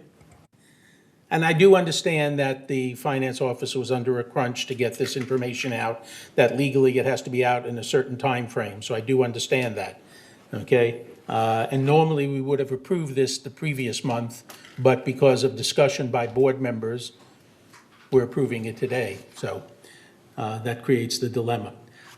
Do I hear any objection to adding that the modification and email? If I hear none, then that's the modification I will make to that. So we have a motion on the floor with that modification to approve the 2022 lien enforcement policy. Is there any other discussion about that policy? Director Engel? By notice, you're assuming that's a written notice, or do you want to put the word written notice in there? I mean, email is a notice, but you're covering it, especially with email. You might want to define the other kind of notice a little better. I have no objection to that. So you want to say a written notice and email? A written notice. And email may and be email, sent. yeah, and email. I have no objection to that. Do I hear or see anybody objecting to changing the wording to make it a written notice and email? I see everybody nodding in agreement. I think we're okay with that. Thank you. Any other discussion? That also appears, just so you know, on, in the other document, in the final document, it appears on page 17 of 30. There's a clean document following the red line document. It's in both places. So the change would take place on 3 of 30, under agenda item 12A, and under page 17 of 30, under agenda item 12A. That's the two places that change would take place. So now it'll say written notice and email. Okay? Director Bada. So I have a suggestion. If the accounting department, due to their time crunch, have already sent it for mailing, could we make this like a separate mailer? We've done this in the past. We have a motion on the floor to approve the policy. That's a separate issue, so at the moment you're out of order in terms of, you're not addressing whether we approve or not approve the existing proposal that's on the floor. Sorry, I'm So hold thinking that, way please. ahead. All right. Any more discussion about the motion to approve the lien policy for 2022 with the change on both places of notice, written notice, and email? Hearing none, then I will assume by consent that the motion is approved unless I hear otherwise. Anybody object? Hearing none, we now have a 2022 lien policy. Now, Director Bada, you want to address an issue? Yes, so as I was saying, that since it will get mailed without the corrections, we could send out a separate mailer to request the residents to attach it with the mailer, and then they will have the correct information. That's one method. I'd like to leave it to the VMS folks to figure out how to best inform the members of the minor change at this point, rather than stipulate a separate mailing or anything else, because the expense of a separate mailing is probably so. Okay? Whatever. Okay. It's just a suggestion. Yeah, and they you know, they'll address it. All right. Entertain a motion to approve a resolution for a stepping stone policy. It has already passed its 28-day Right. review, so it's ready for a motion. All right, we're ready for a motion on this policy. Can I get a motion? I'd make a motion to approve the stepping stone policy. Okay. Can I get a second? Second. Okay, on this policy, and I'm looking at page 3 of 10, under agenda item 12B, I'm looking at now, therefore be it resolved. November 16, 2021, the Board of Directors, blah, blah, blah, blah, request form and consideration, I'm sorry, under resolve further, next one down. Stepping stone installations not approved by variance shall be removed upon resale. I have a problem with this because that means anybody could put in what they consider stepping stones, not apply under the new rule, and there's no requirement that they would have to remove it until the resale. So I would like to change the resolve further to say that installations not approved by variance shall be removed, period. So that way, if it's identified as, they can apply for the application at that point if they want.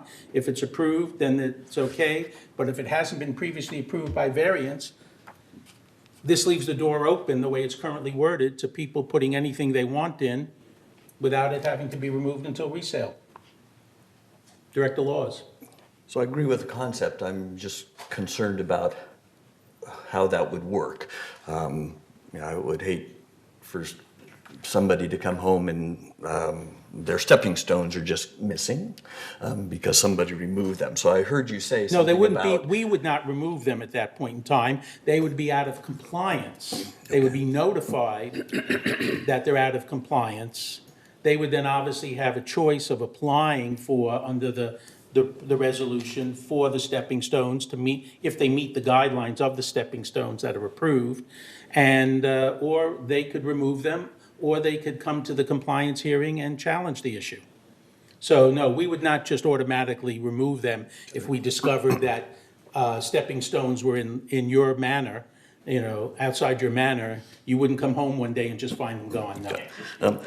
Again, shall be removed via the compliance process. That just seemed to me a bit abrupt. Yeah, well, I'm okay with that, shall be removed via the compliance process.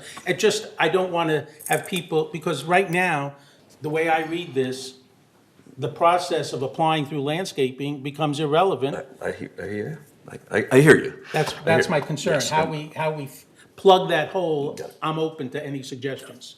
Director Cook.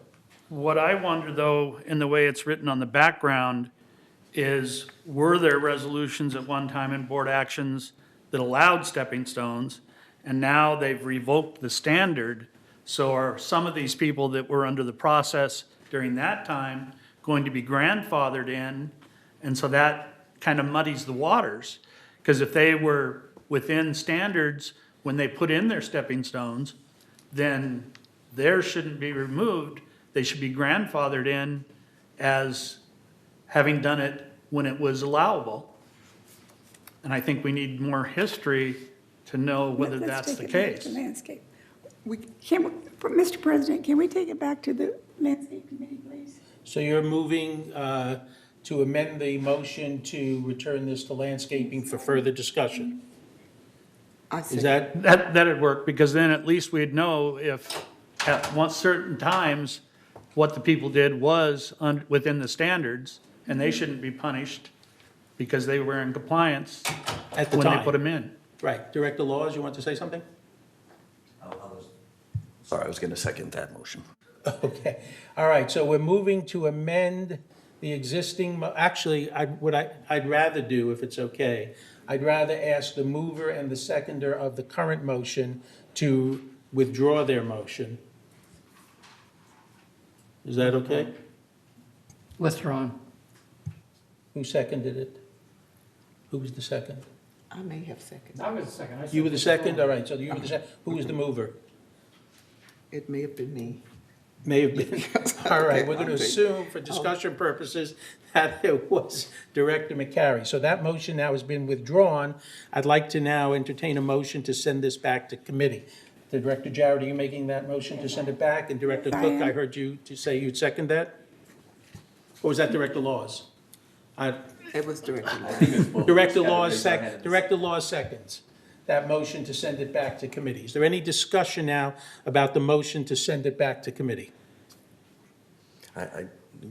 Oh, Director Laws, I'm sorry, I was looking over here. Go ahead. Okay, so while I appreciate the staff submitting or including an example landscape form, great stuff, I thought it was a bit ambiguous, specifically the top of page 10 of 10, where there's a description that would be asked for the form, and in the example, they filled out instructions versus truly give an example. You know, a quasi-map of a house with a couple stepping stones located, so I would like to see if this example could be a true example. They've got most of it there, so just...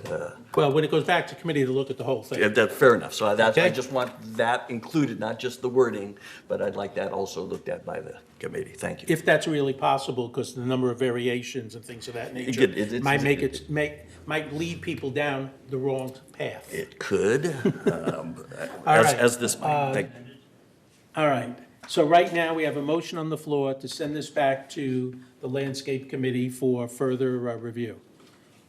Any discussion, Director Wayne? Second? No, we already have the motion on the floor. It was One more comment. Who Yeah. seconded it? Director Law seconded it. Okay. One more comment, if I may. Director Cook? In essence, I don't have any problem with it going forward where the people have to get a variance and approval for the stepping stones. Just as to the history, as to whether or not people were in compliance and they should be grandfathered in. Well, that's what'll have to be taken into consideration when it goes back. That's the main point for it. Yeah. Okay, all righty. Hearing no other discussion, I'm going to then assume by consent that everybody's in agreement to send this back to landscaping to address those issues, and unless I hear an objection, then we are sending this back to landscape. Okay, so moved, done. All right, next item on the agenda, entertain a motion to provide a company cell phone for board president. I'll defer to CEO Parker, who has a staff report that updates To this the issue. chair and to the board, this was the issue that was on your agenda at the last meeting, and we continued it to this meeting. This was a request for a cell phone for the board president. As we discussed in the last meeting, we had a cost issue that was related to the originally stated in the staff report, or the verbal staff report, of $75 a month was our contractual rate that we had for cell phone services that had full implementation of data and all of the requirements that would be necessary, a minimum. During that point in time, went back to talk to our information director, who was actually in negotiations with our cell carrier, because as I had mentioned, we have about 100 plus cell phones that we had at different rates. Some were data-driven rates, some were full compliance rate. So we had rates at 35, 50, and 75. So we had different rates. We were able to negotiate all of that down to $35 a month unlimited data plan rates. So that's going to reduce our overall costs in the organization, which is pretty significant. That's good, and we completed that. So relative to facilitating a phone for the president, it would be $35 a month, which is $420 a year. In the financial report, it indicates that where would we charge this to our board, the board relations account, which is in your budget, has a budget of $7,525 for 2022. The account has, on the average since 2018, you've spent $6,300 as an average for the last 4 years. So charging the $420 would be within that budget without having to make any additional expense appropriation. And that's my report. Okay. Director Mendoza. Yeah, I just have one question. Could you clarify? You said that the entire bill for VMS went down because of the negotiations you did in trying to, and how much did that bill go? I'm just curious. How much of that bill went down, just so I understand it? I don't have the precise number because there's 100 phones and they're at different rates, 35, 50. So if they were at 35, they didn't go down at all. If they were at 50, they went down to 35. If they were at 75, we were looking at somewhere between $20,000 and $30,000 in savings for the whole village. A month or a year? For the year. Okay, thank you. So we're looking at $35 a month for the president out of funds that have already been allocated for something. In your board. And the your board total relations. community is going to be saving at least 10 times that probably. Yes, that's Thank you. correct. All right, can we put the motion on the floor, and then we'll open it up for discussion? Can I get a motion to approve the cell phone? Mr. President, I make a motion that we provide a company cell phone for the board president At the $35 a month at the rate? $35 a month rate Okay. mentioned by Director I Parker. see Ray Sosak seconds. All right, now it's on the floor for discussion. Director Bada. You mentioned there was a budget of 7,500. What was that budget item? The budget for $7,500 is what's called board relations account. Okay, got it. That's specifically for third. Okay. Okay. And Grant, you have any other board comments? Director Laws. Yeah, just for clarification, what kind of calls would you expect to receive on this phone? Calls from VMS, calls from members of the community, calls from board directors. Okay, all right. Members of the community, Yeah. so you're going to give the phone number out to the community? Same way that my current phone number has been given out. Okay, and okay. I want to shift all those calls away from that, Okay. yes. Is there a service level that people who might call you, homeowners, that they should expect if they call you and? Depends what it's about. I mean, obviously, I can't handle everything that they call about, but maybe provide them with a direction of where they can go with Okay. their concern. Okay. But there are issues that I have been able to address directly. Okay, great, I'm just asking for But I also want to clarification. be able to, over the weekend, shut the phone off and not get calls on my personal line. Fair enough, that makes sense. I think you mentioned in the last meeting, and maybe I misunderstood, that some of these calls might be addressed by some secretarial staff? Well, that's a separate issue. We're not, at this point, moving in the direction of hiring that secretary at this okay, stage. okay. That hasn't happened yet. The corporate secretary that Wei Ming was talking about was not ours. Understood. Corporate Understood. secretary, just for the members at home, the corporate secretary who we had for a number of years resigned effective October 22nd, I think was the date. So they're now trying to fill that corporate secretary Understood. position at this point in time. And then we will look at and consider whether or not we go forward with the other one. Okay, so that's not, even though it's been budgeted, that It's been we're budgeted, still but that's going not to, nec- yeah. we're going to readdress it. Well, Got it. we Fair take enough. another look at that. Okay. Thank you for answering my questions, appreciate it. Mr. And the same way, just so you know, the phone number would be passed on to the next president, as would the email, as you referred to earlier. That's the whole idea, is to set that up for the residents, give them one number, it doesn't change all the time, one email doesn't change all the time, and just hopefully pass that on. I had a comment, Mr. You have a comment? Yes, and I just wanted to just make this comment. During the past year, when our previous president was away or had taken a leave of absence, he would still get phone calls on his personal phone, and then he'd have to call me to tell me to follow up on this particular issues. And sometimes there's stuff going on, stuff happens on weekends, like emergencies where the president of the board really needs to be notified of. And so these are the kinds of things that I know from firsthand experience that other than Monday through Friday, 8 to 4:30, stuff goes on in this village 24/7, and the president really does need to know about those. And if that frees up some personal phone time, I'm totally in agreement and supportive of it.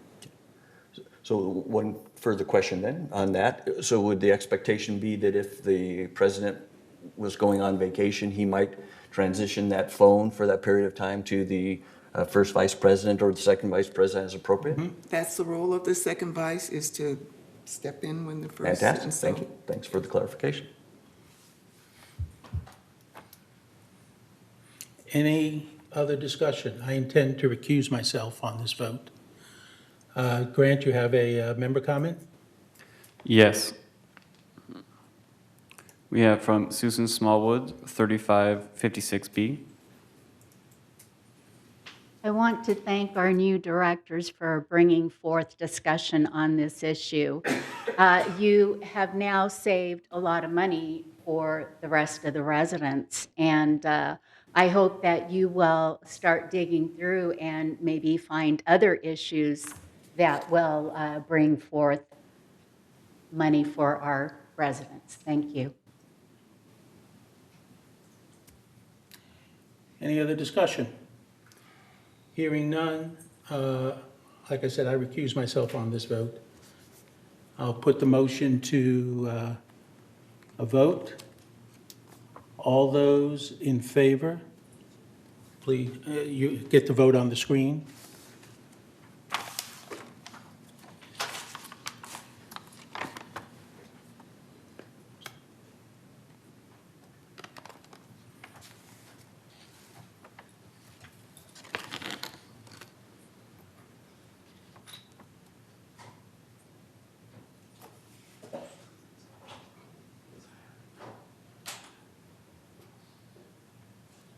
If anybody is having any technical difficulties, if you would please tell me your vote and I can input it.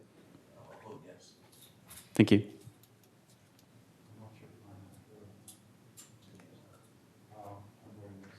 Thank you.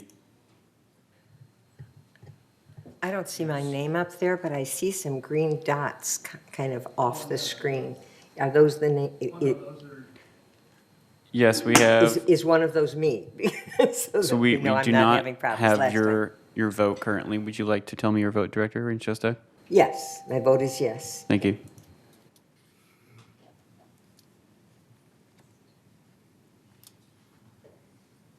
Director Frankel's out of the room. Voting has concluded. Okay, the vote then is approved, 9 yes, 1 abstention. Thank you very much. We'll move on now to new business. Entertain a motion to introduce the alteration fee schedule revision. There was some discussion by board members prior to this meeting beginning. I'm sure Robbie Doncaster here specifically to address that. We are talking about, before we put this up for discussion, we're talking about sending it back to committee. Let me explain to you why. Part of the reason is that we were expecting to receive for all board members a complete list of all those that are standard as opposed to those that needed a variance. And it does not appear that the board members have received that information. That's number one. Number two, there's now discussion about what needs a full-blown variance. Director Cook, correct me if I misspeak. Needs a full-blown variance for the full 17-hour review. Those items that may actually fall into another category of there have been a number of them done, but it still needs a partial kind of variance. I'm going to use that word at the moment, even though that's not probably technically what it is. And then those that are standards that just need a mutual consent. So there's some discussion among the committee members from that committee about that particular issue, and they think that it actually needs some more discussion before it comes forward. All right, Director Laws? I also was wondering if there was any accommodation for somebody submitting multiple variances at the same time, whether multiple site visits would be needed, for instance, and if that happened, if this $662 would not be applicable. So kind of in the same line of potentially of a reduced cost, but just it's not really mentioned as part of this process. You take notes on that, Director? Okay, you want to come up and say anything at this point? We haven't put the motion on the floor, just so you know, at the moment, but we're leaning in the direction of sending it back to committee. Director Lewis? Yeah, just to comment on Mark's question, in the past, you could put multiple variances on the same variance and get it all done at once. At least that's what I did, and that was the policy last year. No, you still could do that. Correct. That was my purpose for You still coming up, can was do that. One variance on, let's say you had a renovation, would be considered under one variance, may include a structural modification, an encroachment into common area. All of that would be a part of that one renovation into a single variance. Yes, that's already incorporated. Okay. All right. Director Cook, does that address the other issues, or is there?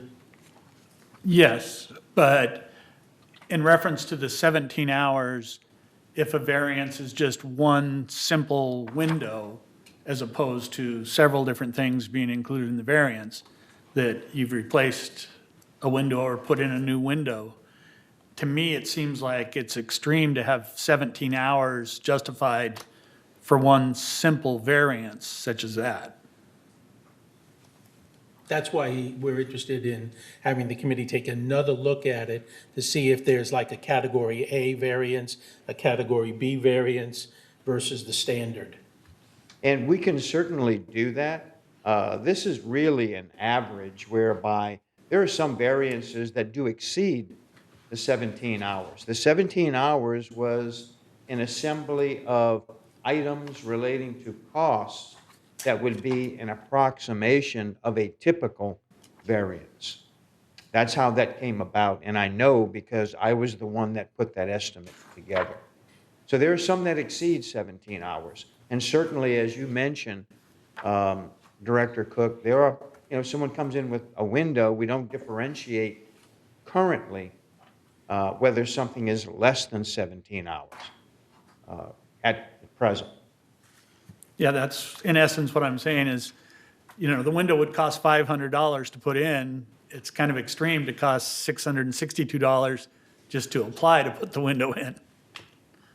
Well, let me leave you with another thought, which is, I know it sounds simple, and we're using the example of a window, but in that consideration, we're looking at exterior elevations, we're looking at context. So there will be situations where maybe half of that is expended. And if we do want to look at a category of variance, we can certainly take that recommendation and do so, split it into 1, 2, if you like, 3 components. We won't be as finite. It'll be a little more finite than what we have as one variance, but we can certainly do that. I think that's what Director Cook is actually interested in seeing, and that's why he'd like to see this sent back to committee. Is that correct, Director Cook? Yes. Okay, and out of respect for his wishes, I'm going to ask for a motion to send this back to committee. Director Cook, would you like to make that motion? Okay, can I get a second? I see Director Jarrett seconds that motion. Is there any discussion about sending it back to committee? I guess, Robbie, we want to get it right. Certainly. We'd rather take the time to get it right than to have to kind of come back and change it again and again. Certainly. So hearing no discussion about the motion to send this back to committee, I'm going to assume by consent that everybody's in agreement to send this back once again to committee for another review and consideration. Hearing no objections, thank you very much. That takes care of 13A. 13B, entertain a motion to introduce the contractor violation policy. This you need to read, Director Jarrett. The recommendation is the third Laguna Woods Mutual Architectural. Please make sure your microphone's on. I just flipped it off accidentally, sorry. The third Laguna Woods Mutual Architectural Control and Standards Committee recommends the third mutual board adopt the proposed contractor violation policy. There are several exhibits in here. Do I need to read all those exhibits? That's a lot. No, I don't think you need to read all of these. Okay, we have 3 exhibits here that comprise this recommendation. Anyway, the background is the manor alterations is seeing more frequent violations by member-hired contractors. Many violations are minimal, some are severe, causing additional time management required by manor alterations and extensive additional member costs. These costs may include, but are not limited to, asbestos cleanups, removing mutual structural components, meaning damage to the mutual, and starting work without manor alterations or city permits. Many contractors are repeat offenders. Currently, Manor Alterations has no policy in place to manage contractor violations in this effort. As contractors are in direct contract with members and not the mutual is limited in its deployment of contractor violations. Third's attorney advises limiting the course of action against contractors to suspension or total exclusion from future work in third if the contractor has a proven track record justifying such action. Manor Alterations has increased its presence in an ongoing effort to educate members, contractors, and realtors with the addition of a bi-weekly news bulletin, additional staff to answer inquiries and guide applicants through the permit process, articles in the Village Breeze, additional new tools such as a process map, and a frequently asked questions guide. In the past year, much more information has been provided. However, violations continue to increase. Manor Alterations is seeking to enact the contractor violation policy as a method of leverage for enforcement of Third's current rules and regulations. This policy would only benefit Third mutual members as it would provide clarity on potential contractor conduct expectations. It would also prove clarity on current mutual rules and regulations. I'm going to read the resolution now. The resolution is this.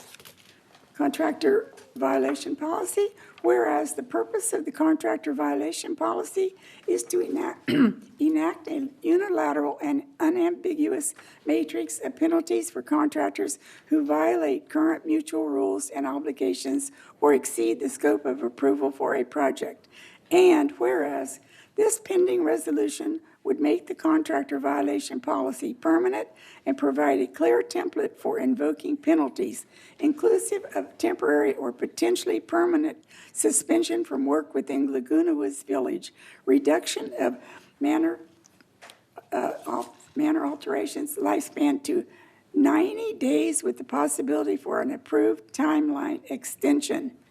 Whereas the third ACSC and Manor Alterations agree that the contractor violation policy will be effective and both recommend the approval by the third ACSC.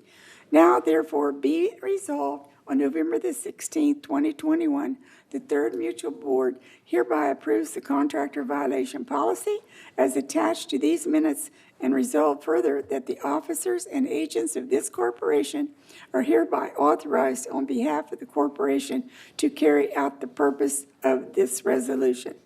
We need a motion, and this is going to be 28 days on 28-day review. Right, put this on 28 days. Can I get a director to move this motion, please? Hello? Director Rain-Tosak moves. Can I get a second? I see Director Franco seconds. Okay, and it goes on 28 days. That takes care of that. Director Laws. So if I have all sorts of questions about it, do I wait for the 28 days to bring them up? No, between now and the 28 days, you can raise all the questions that you want. But if you want to start now, go ahead. Oh, okay. Sure. If a contractor has had some violations, is there going to be a list that residents can easily find? Absolutely. That list currently is proprietary because we have no policy in place. Okay. So we didn't want to cause any harm to a contractor.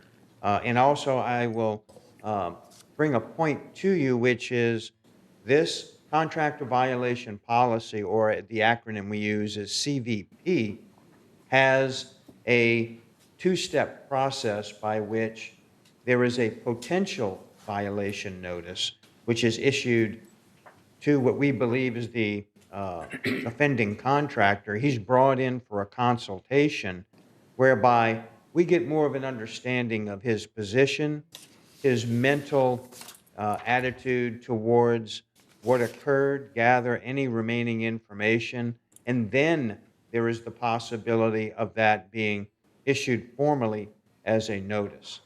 So in that sense, there is an investigation that is warranted and concluded before a suspension or the ability of a suspension is then invoked. I would also like to point out that there are two components to the violation process, one being that there is a moderate violation, and it could be a simple gate procedural issue versus a more severe violation, which could be a P4 or P5 asbestos release. In the event of a severe violation, there's a consideration for an automatic 30-day suspension from the village.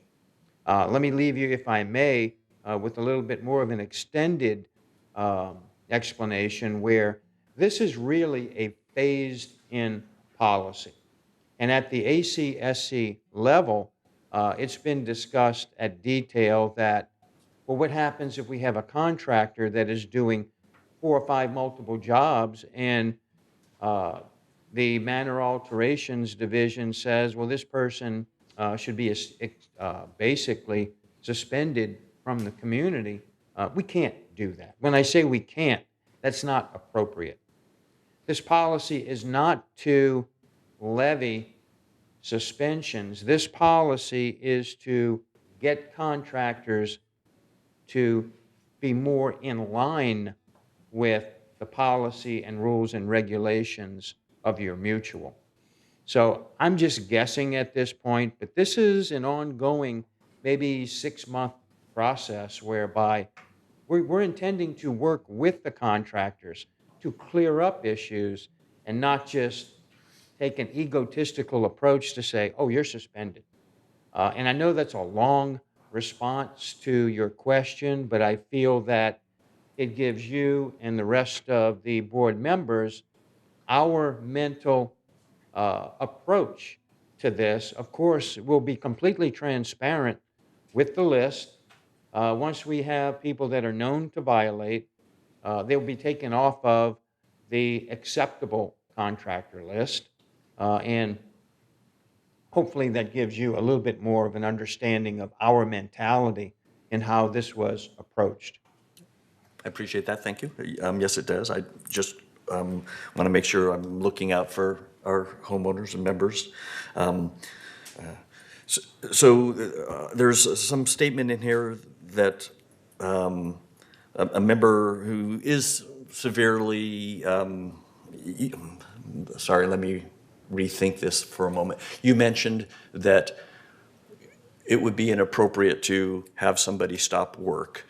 Yet there's some things in here that says the manor alterations department has the final decision about that. And I just would think that maybe the board would be the final decision on some of those types of situations.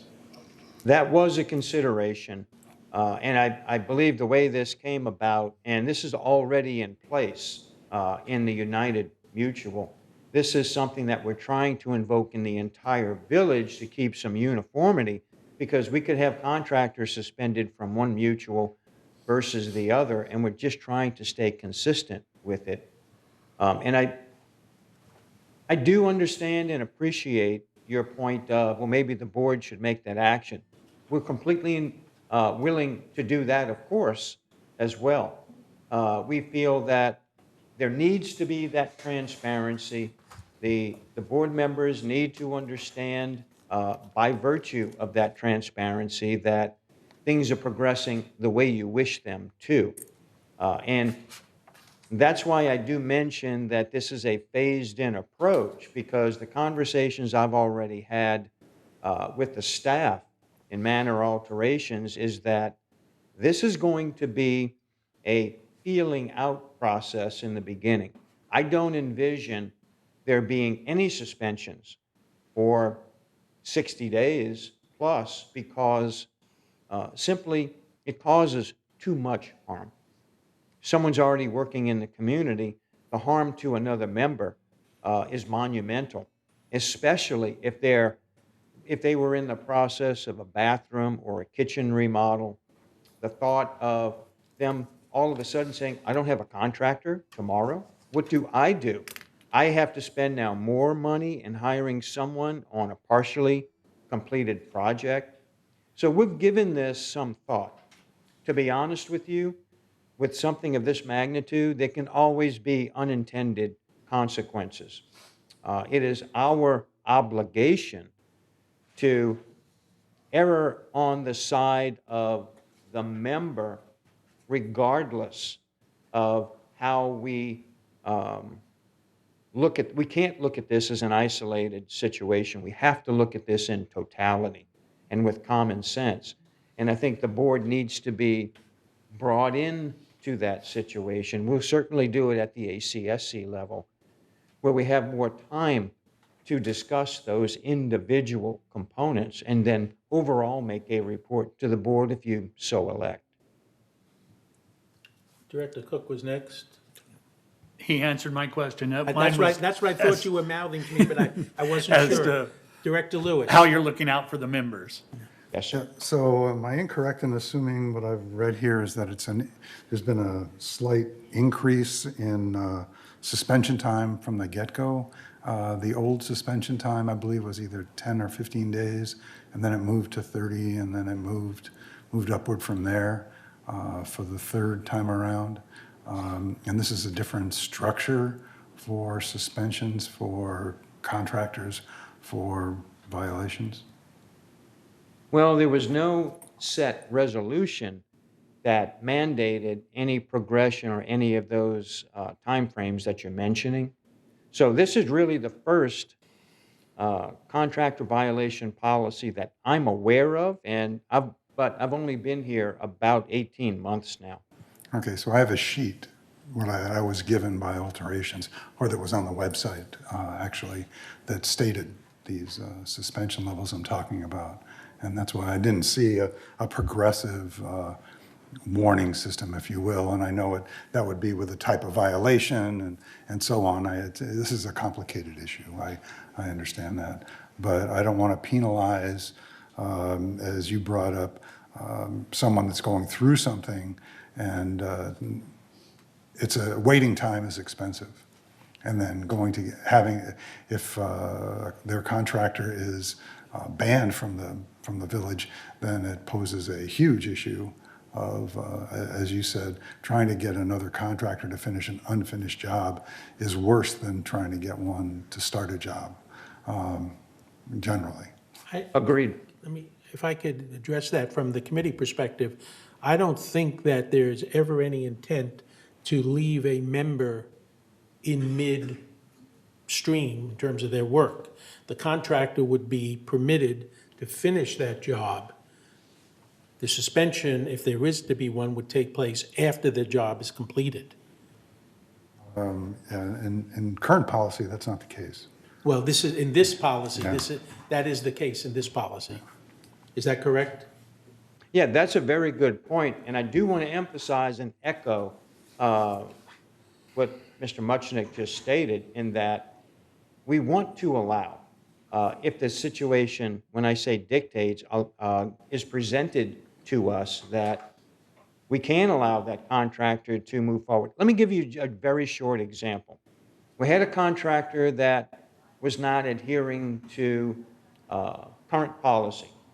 2 or 3 violations, in our opinion. And there was nothing we could do about it. And this was costing members upwards of $10,000 a hit relative to P5 cleanups.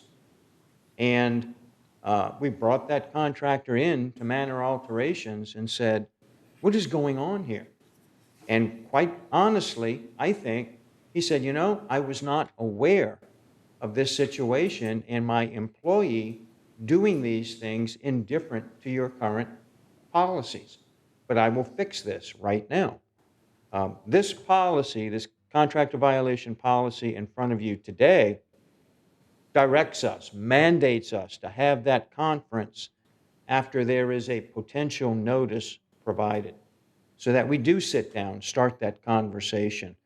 And that was one of the main reasons that language is in this current policy. Director Laws. Exhibit A, number 5, this is page 7 of 16 near the bottom. Member hereby consents and grants to the mutual ...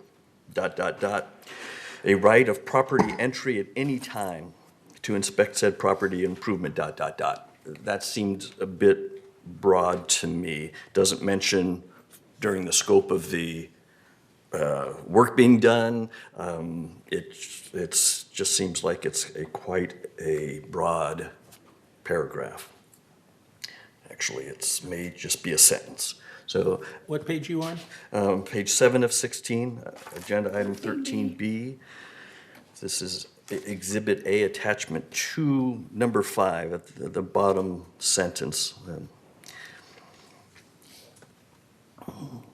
That is a standard provision already existing within the rules, construction rules and obligations. That was not a change in this contract violation policy. Fair And enough. It's a very good point. And just to clarify, our intention is not to say 2 o'clock in the morning, we want to enter your manor. It is relative to the work in progress. I understand that that's your intention. I don't know that you and all your successors that follow the same process would necessarily feel the same way or interpret it the same way. I would never expect that you guys might go in at 2 o'clock in the morning. I appreciate but, that. But it just, yeah, again, I'm trying to make sure that our members are protected as possible, and if there just could be some clarification regardless of how this has been written in the past, I'd appreciate it. All right, anything else at this point? This is on 28-day notification. You can take those comments back. If there's minor adjustments, a word or two here or there, certainly we can still consider that, and that doesn't stop this from going on 28-day notification. Okay? All righty. Moving along to committee reports. We're done at this point, I think. Thank you. All right, goes on 28-day. All right? Thank you. We now move to committee reports, and up President first. Lechnick, if you would like, I can now show the slide of the committees and the committee chairs and the contact information. Oh, all right, go ahead. Thank you, sir. Go ahead and put that up. For anybody who's watching still at this point in time, and for the 3 people who are in the audience and have stuck with us all this time, thank you. What we're putting up on the screen now is the list of committees, the chairs, and their emails that I referred to earlier. We want you to just have an opportunity to see the slide. We won't keep it up for very long. As I indicated earlier, this information will be sent out to everybody in the Third Mutual beginning at sometime tomorrow. The email is already organized and includes all this information, so you will have it tomorrow if you don't want to take the time to write down the list of committees, the chairs, and the emails. All right, but that just gives you a sense of the committees: Architectural Standards and Control, Communications Committee, Finance Committee, Garden Villa Recreation Subcommittee, Landscape Committee, Maintenance and Construction Committee, Water Conservation Committee, Parking and Golf Course Task Force, Resident Policy and Compliance, and finally, the Energy Research Group. Those are our third committees. We do not get to appoint advisors to the GRF committees. That's why you don't see any of the GRF committees here. Director Engdahl. I have a change on mine. I have 2 email addresses. I try to preserve another one for VMS activity. And what email is that, sir? That should be RCENG at 2, numeral 2, @gmail.com. Okay. Then The I other will- one, I get about 80 emails a day, or maybe 100, and I go through them pretty fast. If it's a name I don't recognize, I could easily miss it. Gotcha. All righty. So another director with their own separate email account for VMS business. All righty. So for individuals out there who may be looking at this list, if you're looking at the 2 committees that Director Engdahl chairs, the email he would prefer you to use is rceng2@gmail.com. And I'll make that correction in the email that goes out tomorrow. All righty. Now we'll move to committee reports. Director Rain Sosak, you're up with our Finance Committee report, please. Thank you, President Muchnick, and hopefully we will have those slides up soon, Grant. As for the finance report, we do indeed need them. The Finance Committee met, as is our policy, on meeting the first Tuesday of every month at 1:30 here in the boardroom. We met on November 2nd, And our next meeting, following that same schedule, will be December 7th, 2021.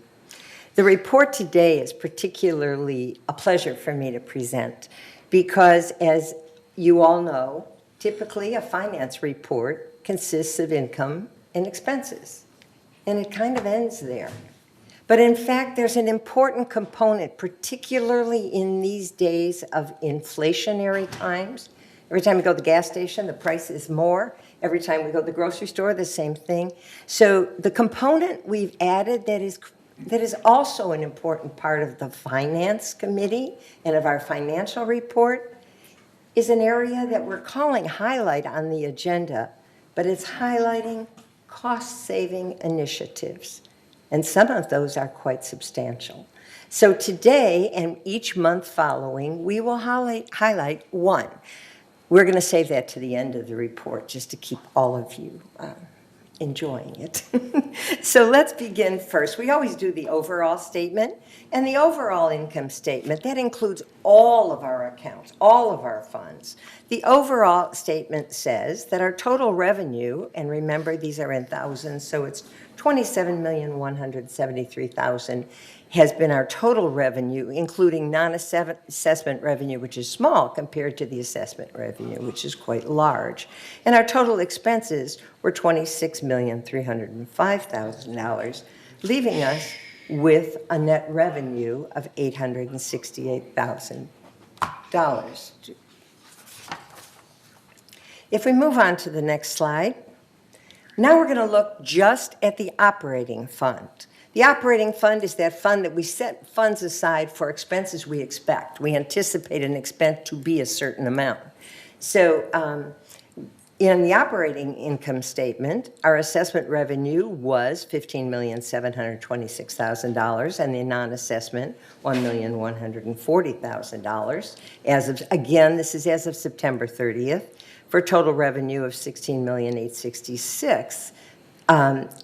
And the total expense of $17,242,000, which leaves us with a slight operating deficit. Now remember, you just saw figures that said we had a positive number. That was putting all of the accounts together. So this is just the operating account. As we move on to the very next slide, which is our third one, it's the full income statement. It's assessment revenue, it's non-assessment revenue, it's total revenue, total expense, broken down and just showing you what was actual, what happened, and what we budgeted for. And we were pretty close, but not exactly there. The variance, the total variance, was $1,870,000 in favor of our budget. And we'll have to look at why some of those things happen. If you can move to the next slide, this is my favorite one.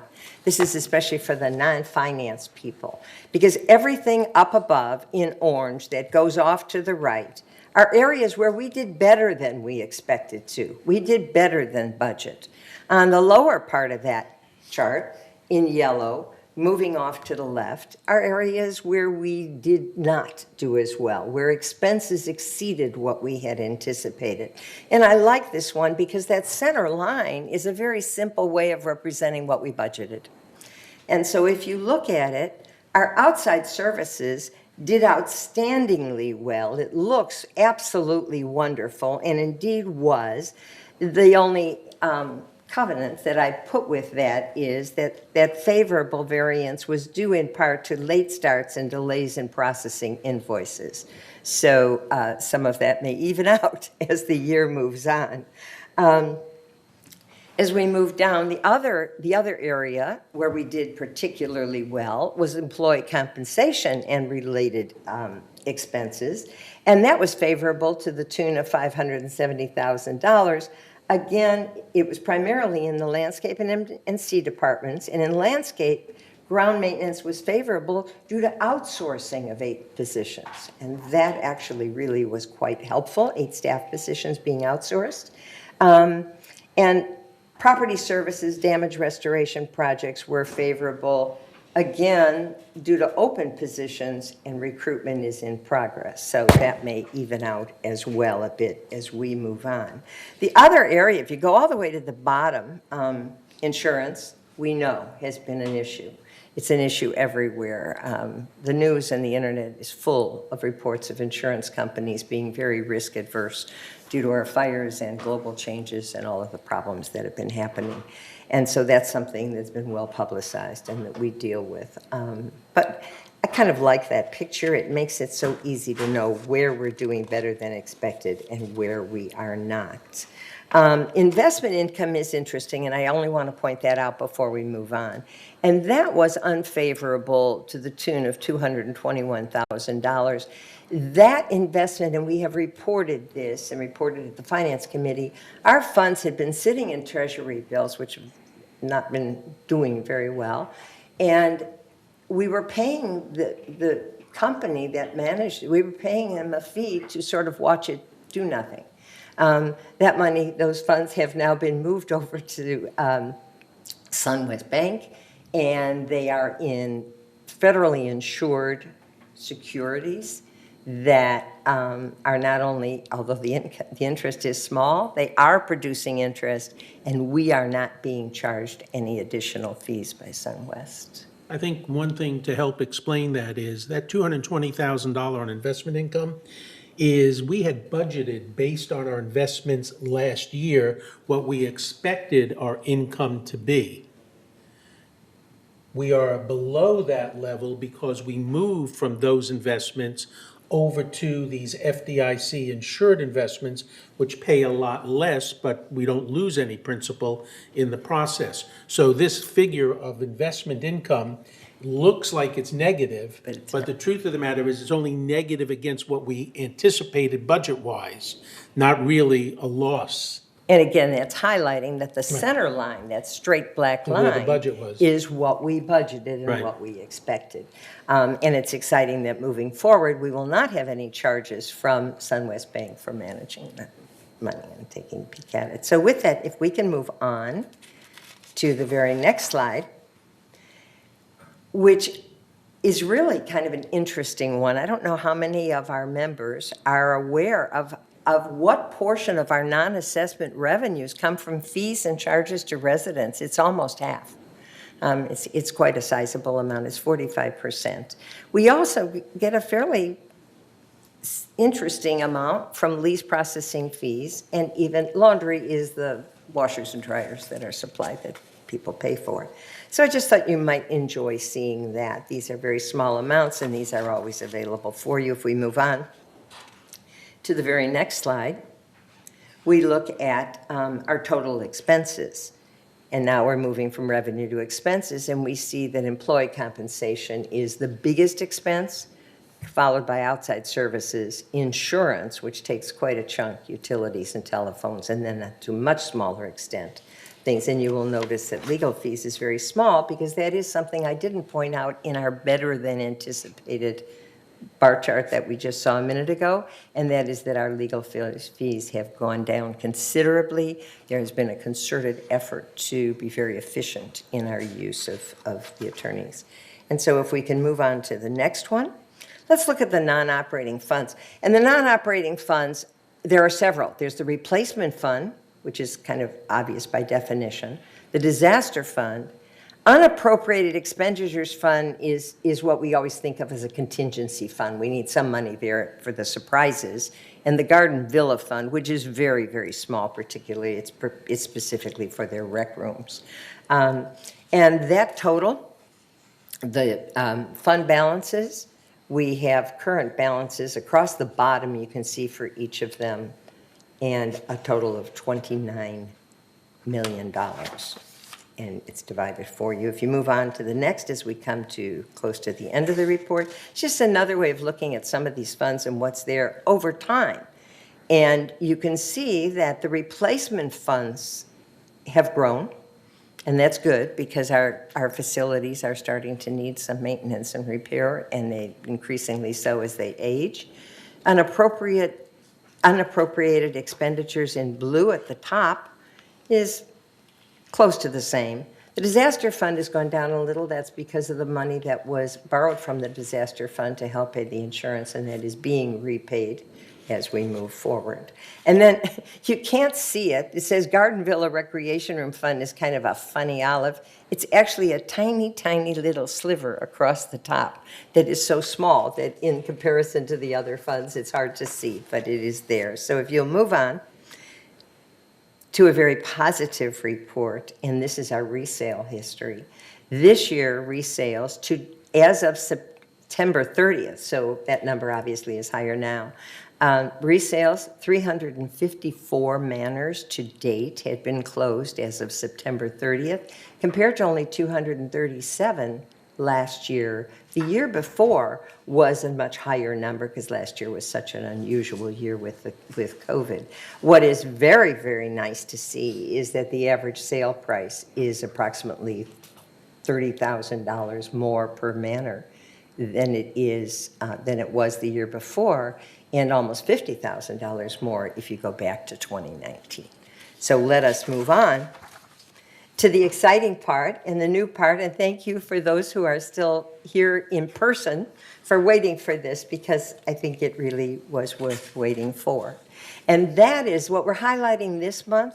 The cost-saving initiative is related to the paint cycle change. There have been a lot of rumors, and when our members, some of them heard, we're only going to paint every 15 years instead of every 10, there was great consternation. It was, oh my goodness, everything's going to look terrible. We're not painting it. We're not keeping things up. In fact, what had actually happened is that our paint department had noticed that there had not been a single failure of the paint in that 10-year cycle in any building or manor that was painted. And so they went back to the paint company and they said, your paint's really been holding up. How long will you really warrant that paint? So if you will move to the next slide, and I'm not going to read this, but it is a letter from PPG, the paint company, that said, basically, if you look in paragraph number 2, the second sentence, it said, PPG would agree to extend your warranty to 15 years, starting with the 2020 paint program. And that was very exciting because obviously going from painting every 10 years, whether we needed it or not, to every 15 years is a considerable cut. Along with that, if we move to the next slide, there is something that we call the prior to paint program, and that is things like railings, and gates, things that we paint, but they don't get painted the same as the houses, nor do they get painted with the same paint, the paint on the curbs and streets, etc. And so they also said, well, while we're doing well, let's go over to that paint company too. And the prior to paint program is usually done every 5 years, was in the past. They went to Life Paint, who supplies that paint, and they said, we've noticed your paint's holding up really well too. What would you do as a warranty? You've been warrantying it now up to 5 years. Would you consider extending that? And they said, absolutely, we stand behind our product and we will warranty that for 7.5 years. So we have gone from 5 years on prior to paint, so twice in a 10-year cycle, and painting a unit or a condo building every 10 years, to 7.5 years and 15 years. How does that translate to money? What does that help us? Because we all see our fees, monthly fee going up. What happened? Well, this particular piece of it has played a very major role in keeping our monthly fees where they are. And if you'll move to the next slide, I'm really excited to share with you that this initiative, done by and undertaken by those responsible for the paint program, resulted from 20 to 21 in a savings of over $549,000. The prior to paint, then that's that other paint that now is every 7.5 years, almost $400,000 for a total savings each year, year after year, of $948,491. So that was a pleasure to report. Next month, you can look to another highlight at the end of the finance report of a cost savings initiative. And if you will move on as we finish up, you can see that we're looking at our non-assessment revenue, certainly a much smaller part of our revenue piece, but the fees and charges to residents, as I mentioned earlier, is quite large. and the lease processing fee comes in second with laundry a little behind it. And it's just nice to see those broken down. And with that, that is the Finance Committee report. Thank you. Thank you very much. Next is the Architectural Control and Standards Committee. That's my report. We met on October 25th. The next meeting is the 22nd of November. And if you were with us a little earlier, you heard that a couple of things are being sent back to Architectural Control and Standards for additional review. But there was a big discussion that took place. The video is available up online if you want to see the discussion that did take place related to what constitutes a variance versus what constitutes a standard, in an attempt to try to get a more detailed list of those items that only need a mutual consent versus those that need a variance. But then, based on a discussion this morning, we're now going to go back to that same committee and have a broader discussion about maybe categorizing variances into different groups so that the amount of charge that is attached to a variance might vary depending upon the level of complication. But that's all to be determined. But that's the kind of things that the Architectural Standards Committee is in the midst of discussion. And like I said, the next meeting will be November 22nd at 9:30, and it will be here in the boardroom for those who want to attend in person. And for those who don't, it'll be a virtual meeting as well. Now we'll move on to the report of the Communications Committee. Director McCary. Thank you, President Muchnick. The Third Communications Committee meeting actually did not meet in October. It was actually last met in July. The next meeting is scheduled for January 12th, 2022 at 1:30 p.m. And as of right now, it will be virtual. And so now the next item, 14D, Report of the Maintenance and Construction Committee. Director Engdahl. Last meeting of the third M&C committee was on November 1, 2021. Discussed several things of interest, particularly of interest to Gate 11 people. We discussed the study produced by Petrogeosciences regarding groundwater problem inside Gate 11. And I think we recommended that we go ahead and try to install a French drain system to relieve some of the worst areas. Some anomalies were in the solar production report were mentioned by Bill Walsh, our consultant, and Mr. Major complained that the generating systems are working properly, but there was some difficulty with the SunPower communication system. And since we're no longer, or our vendor for the SunPower systems is no longer an authorized dealer, part of the contract and the warranty says that they has to be serviced by a recommended dealer, authorized dealer. We are presently in negotiations with SunPower to find a new authorized agent, and then it'll get straightened out. Another major item, most of interest to Garden Villa people, lighting at the 3-story buildings was discussed. Staff indicated the timers were on schedule to be reset. Hopefully they have been by now. It was also decided the staff would investigate multiple long-term solutions, including photosensitive controllers and presence sensing devices, which will alleviate some of the problems and lighting problems in those buildings. I think that's about it for the M&C meeting. Our next meeting is scheduled to January 3rd. Thank you, Director Engel. Now we move to the Parking and Golf Cart Subcommittee. Director Bada. Thank you. The last parking committee meeting was in August, and that report was given subsequently. The next meeting is not scheduled yet, and we will announce it as soon as it is put together. Okay. Thank you. Next, we have the Garden Villa Recreation Room Subcommittee, Director Jarrett. Thank you. As the chair, I reported that the rec room inspections resumed and have been completed for the year 2021. 4 servitors replaced in kitchens in the Gate 5 area. All 1,272 game table chairs were replaced, and 3 rec rooms had carpets replaced. All repair work is up to date. I also requested to be notified if rec room locks are changed for any reason to help facilitate the disbursement of keys to the residents, and suggested that the third board rec room rules be posted in each rec room. Staff provided an overview of the budget summary and was advised to confirm with finance any funds that will be placed into the reserves.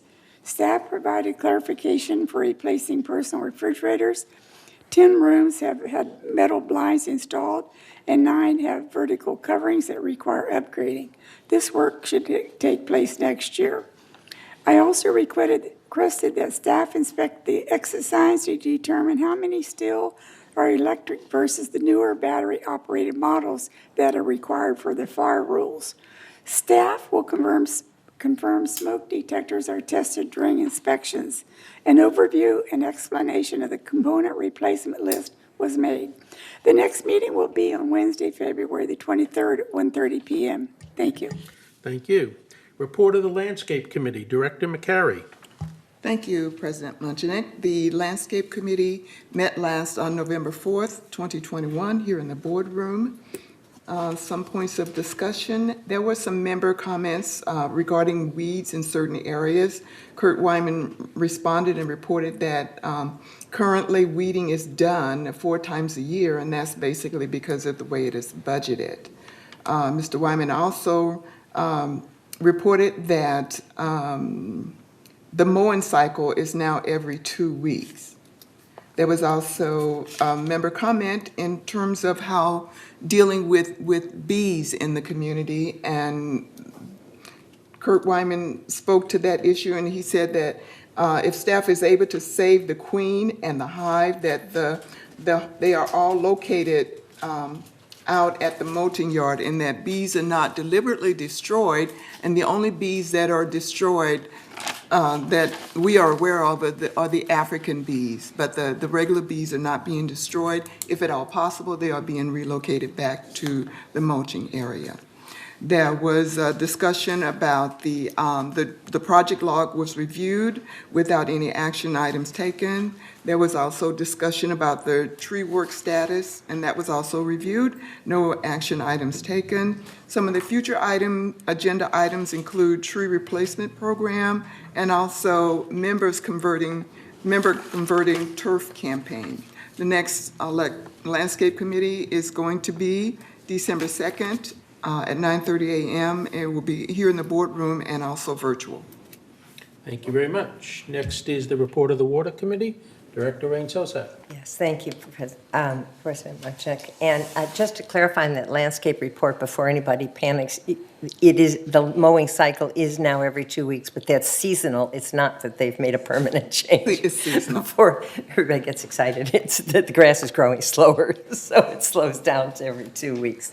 And then with that, the Water Committee report. The Water Committee normally, Conservation Committee meets quarterly, and it ordinarily meets on the last Thursday of the month at 2 o'clock here in the boardroom so that we can film it. We had to change the date of the last meeting because GRF had a meeting they had to have in this room that had to be filmed. So instead, we met off schedule, and I want to make sure people know that it's not a new schedule. We met on November the 9th. It was both virtual and in person, and our next meeting, following our proper quarterly schedule, will be January 27th, and it is shown as a virtual meeting on the agenda that will be in person if COVID permits. Everything is sort of up in the air for that. What is really important, and I'll try to make this quick, but water is so important now that we can't really ignore it. The meeting was very exciting because we had several residents attend, and not only members from Third Mutual, but we had people there from United. We had some of the GRF folks there showing an interest. They've asked me to come to some of their meetings and share some of our conservation thoughts, and I was very happy to accept those invitations. It was an exciting meeting. It was nice. There was great participation. We also let people know, and you probably can't see this because the camera is pretty far away, but you will be seeing these. And for our 3 people who have stayed with us this far in the meeting, there are copies of this water saving suggestion chart sitting over on that counter right under the screen. because frankly, we all have to do something. The important part of the Water Committee report isn't what happened at the meeting. It's what happened 3 hours after the meeting ended. And I will read you the statement that was on the news. The Metropolitan Water District of Southern California, the region's water wholesaler, declared a regional drought emergency on Tuesday. And unfortunately, it wasn't the day before, so we couldn't really address it at the meeting, but it is really important. General Manager of Metropolitan District said, we need everyone to take action to reduce their water use immediately. This drought emergency declaration helps all of us move in the same direction.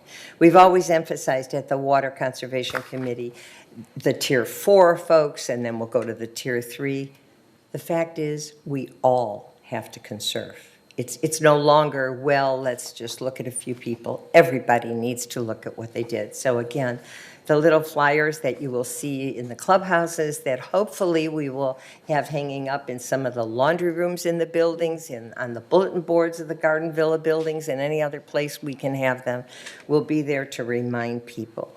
To give you an idea of how serious this is, the California Department of Water Resources said, and I quote from this article, if drought conditions continue, the state may provide only enough water as deemed necessary to protect the health and safety of Californians.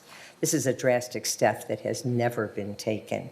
The state has indicated it would constrain water deliveries to a level that may ultimately prevent any outdoor watering, another first. So please, as part of that committee report to all of you, and on behalf of all of us, I beg you, cut down your water use. If you're watering outdoor plants, please use that jug that you just rinsed out in the house and put that on your personal plants. The landscape department has posted a list of drought-tolerant plants, and hopefully as people are doing things, they will keep that in mind.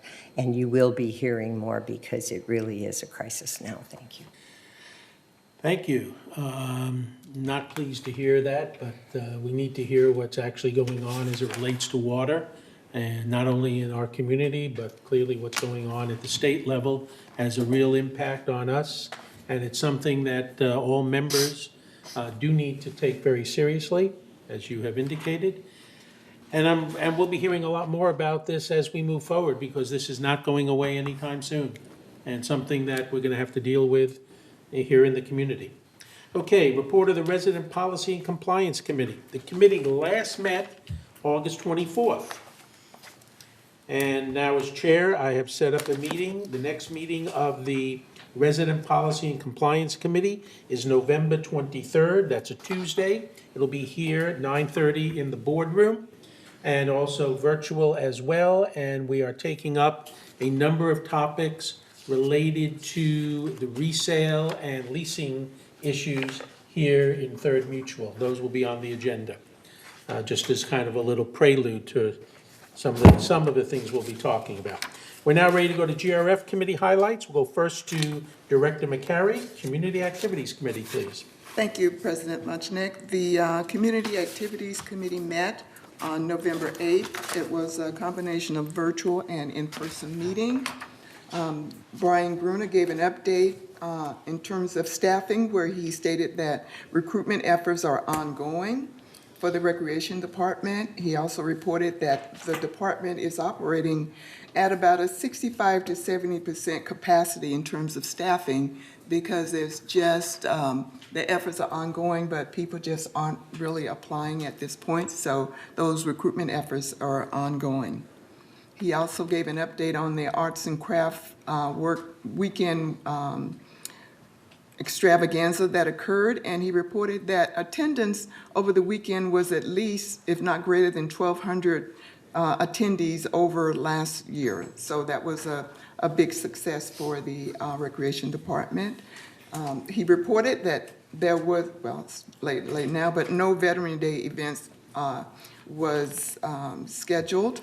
He reported that Restaurant 19 is offering Thanksgiving dinners and also dinners for New Year's Eve. So if anyone is interested, you can contact Restaurant 19. It was also reported that GRF has approved a new revenue-generating ad hoc committee through the CAC committee. And the purpose of this new ad hoc committee is to explore and look at ways to generate revenue for the Recreation and for the Community Activities Committee. Let's see, those are the basic highlights of that committee. The next meeting will be December 9th, 2021 at 1:30 p.m. as a virtual and hybrid meeting as well. Thank you. Okay, before we move on, I just wanted to say about the Revenue Generating Committee that Director Bada is one of the people who represent Third Mutual on that committee. I also have the opportunity to appoint another person to represent Third Mutual. So if there's any interest, please come see me, talk to me about your interest in being on that committee. But we have the opportunity to have a second person to join Director Bada. All right, next is the GRF Finance Committee. Director Rain-Sozak. Thank you very much, and I am pleased to report that as of September 30th, for GRF, Excuse me for a second. I made a mistake. I think there's someone ahead of me, but I I apologize. I skipped the Equestrian Ad Hoc Committee. Director Bada, if you would please take the floor, and Director Rain-Sozak will get to you next. Please, Director Bada. Thank you, President Mushnick. I was wondering if I was on the correct page. No, you were right. I was wrong. It's okay. The last Equestrian Center ad hoc committee meeting was on November 4th. It was a very interesting committee meeting. We were given a lot of update by the center manager, all the great things that they're doing. We also got an update about Help the Herd program, which is a program where a lot of community is supporting the horses and the equestrian center. It's doing well, it's reaching its goals, and I suggest that our community continue to support with their helpful donations. The rat abatement program is doing well. The rats infestation has been under control and substantially reduced because of certain changes that they made with the kind of product that they use to control the rat growth, and also they have covered up all the holes that were there in the flashings or wherever they were. The next item that was discussed was the review of the equestrian center department fees that they charge the people, and there has been a slight adjustment to the fee that will increase the amount of money that is collected. The arena was renovated and it's looking really pretty. It's ready for shows now that they are planning, and in the next coming year they plan to have at least 3 to 4 shows that would invite people from other arenas to come and perform over here. I forget the names of those kind of organizations. But in any case, our next meeting is January 26th. So look out for that. Thank you. Okay, thank you. And now, the GRF Finance Committee, Director Rain-Sozak. Thank you very much. And as I've already said, as of September 30th, GRF was better than budget by $2,224,000. So we love to see that, but unfortunately, due to projected increases in costs in the inflationary times we live in, as we all know, in September, GRF was forced to increase our portion of our monthly assessment by $11.90.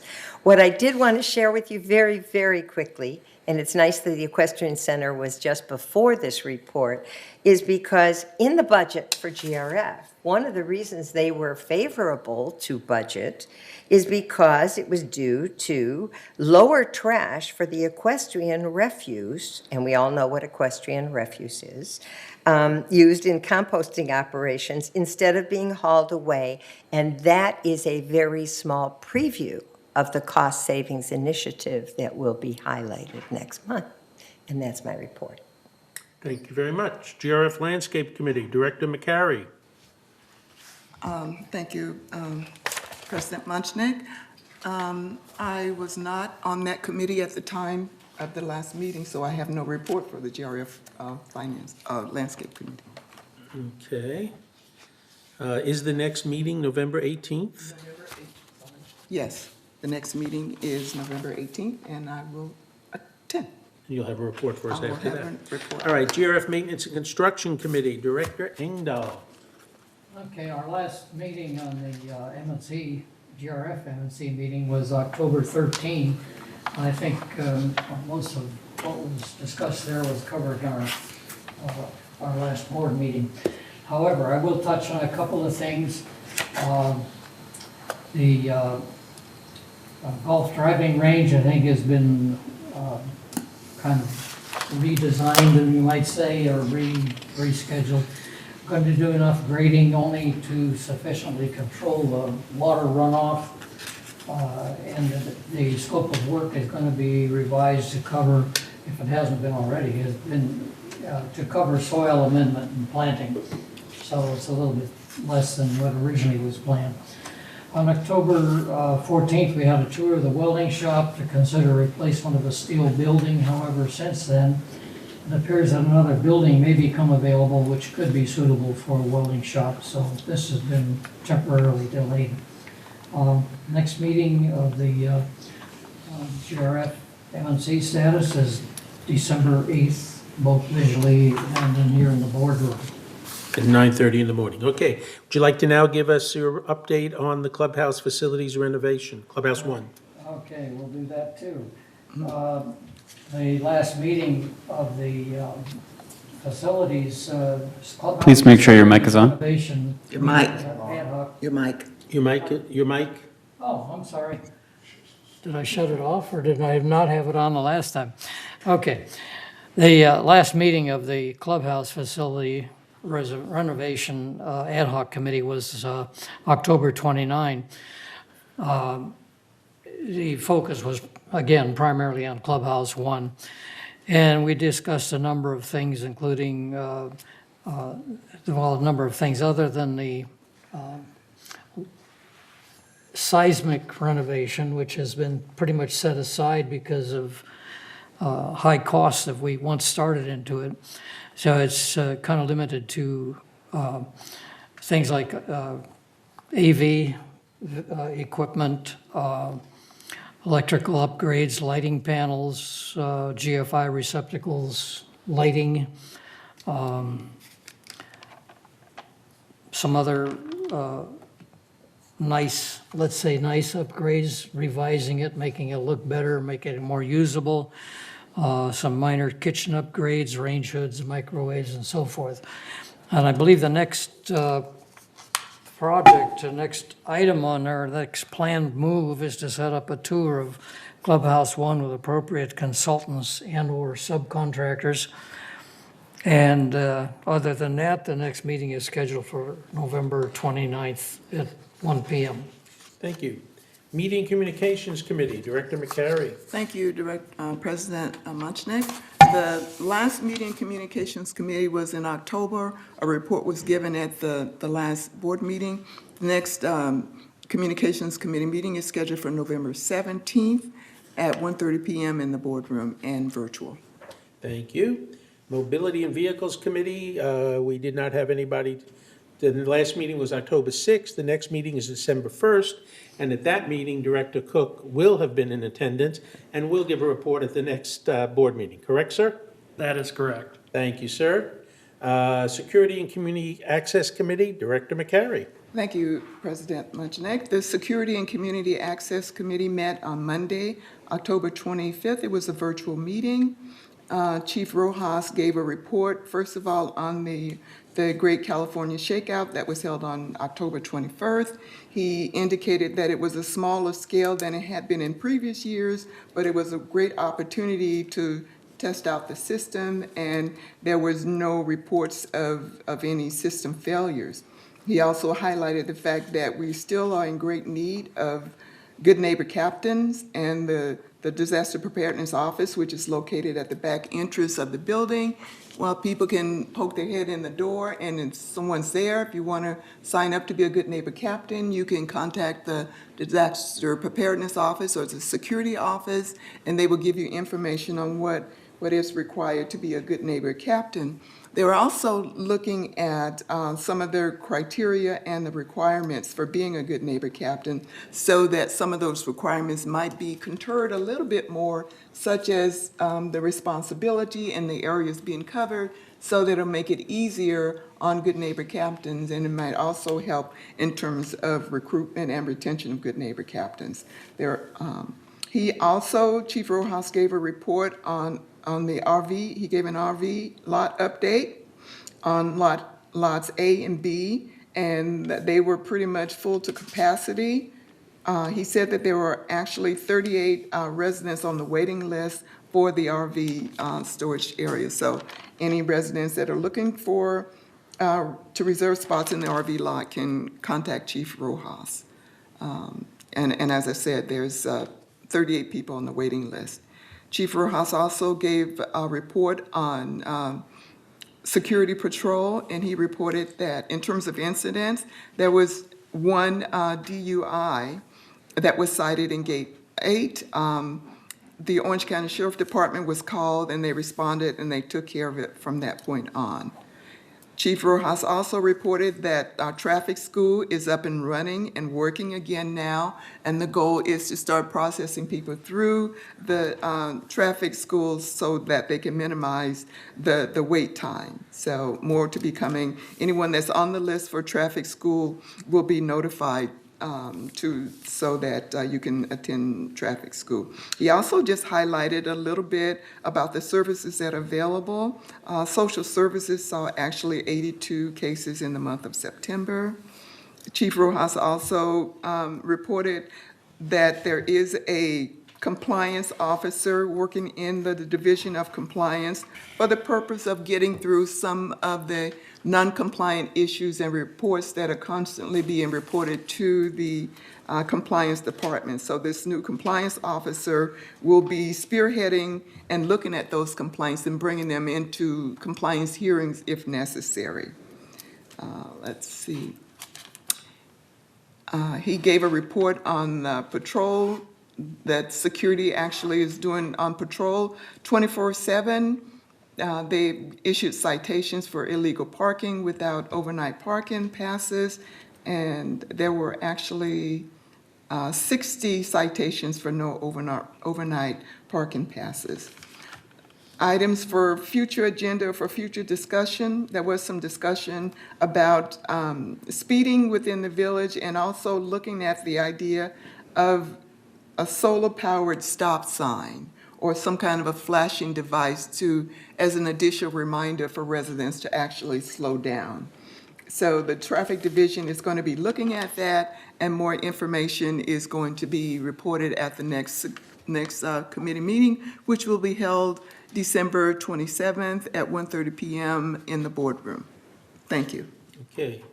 Sounded to me like you included the disaster preparedness material, or is that a separate It report? was part of disaster preparedness, although I did give a report at the Right. last meeting. So the next meeting of the Disaster Preparedness Task Force is November 30th. November 30th. 2021 at 9:30 in the boardroom as well as virtual. Yes. Okay, traffic hearing report, Director Frankel. Before I do that one, just an interesting note on Building E, GRF, M&C. This Friday, we're going to go through a selection process. There are two consultants, one of which is the Austin Company, and I'm precluded from sitting on that selection board because I retired from the Austin Company after 20 years service in 2001. Because of a conflict of interest. Okay, traffic.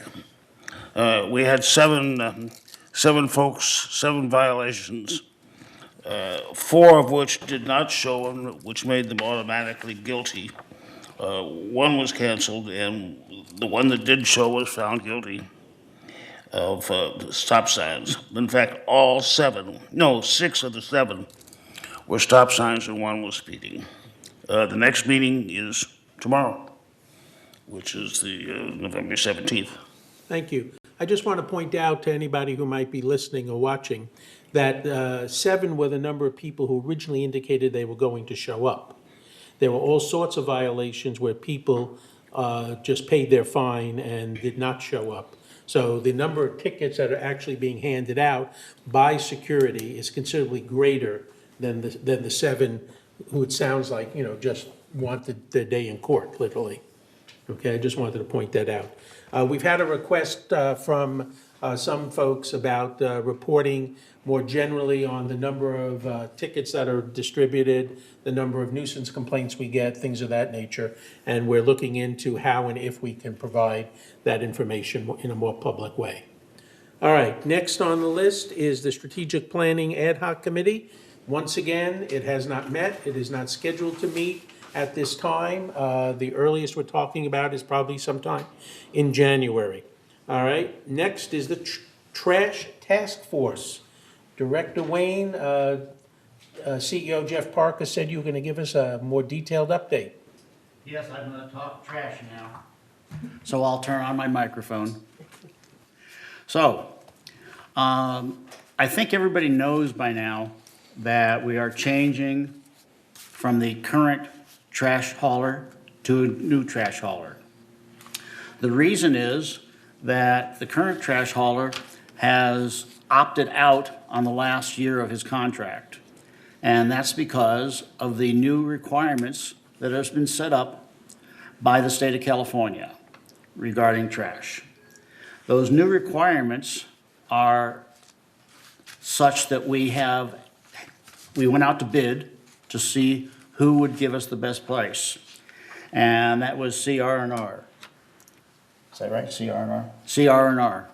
I got those letters right this time.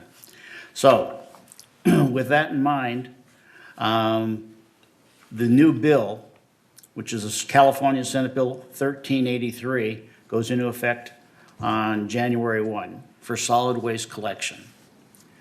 Now, if you read the question and answer section in the village website, or saw it in the village, what's up in the village, it is also on the village website for those who missed it.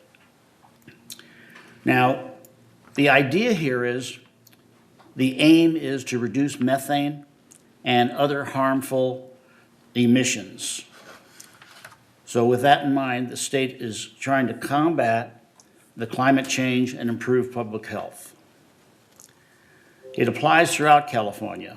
It creates a significant new regulatory mandate affecting solid waste handling services. The most visible change for Laguna Woods is going to be separating food waste from recyclables and your regular trash. And with that in mind, then there's going to be a situation where we're going to have more trash cans. Now, we do not know yet where those trash cans are going to be located. So at the meeting, it's going to be on Thursday, which is the meeting of the city of Laguna Woods, and the members from the different boards will be talking about what the latest is on where they'll be located. Now, the trash cans that we have now will all be replaced, which is good because many of them are in disrepair. So we have to identify the shared trash enclosure locations that we can use. And we'll have information on that in December on where that will be.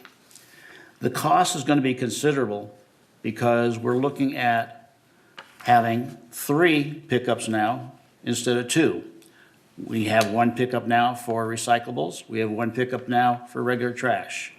Now there'll be a 3rd pickup. That's going to require new vehicles. That's going to require new hires to drive those vehicles. So as you can imagine, that's all going to mean a lot more expense for us here in the village. Any questions? More to follow after the meeting on Thursday. Thank you. All right, next up is the Information Technology Advisory Committee, also known as ITAC, and Director Laws, you're going to share with us an update. Sure.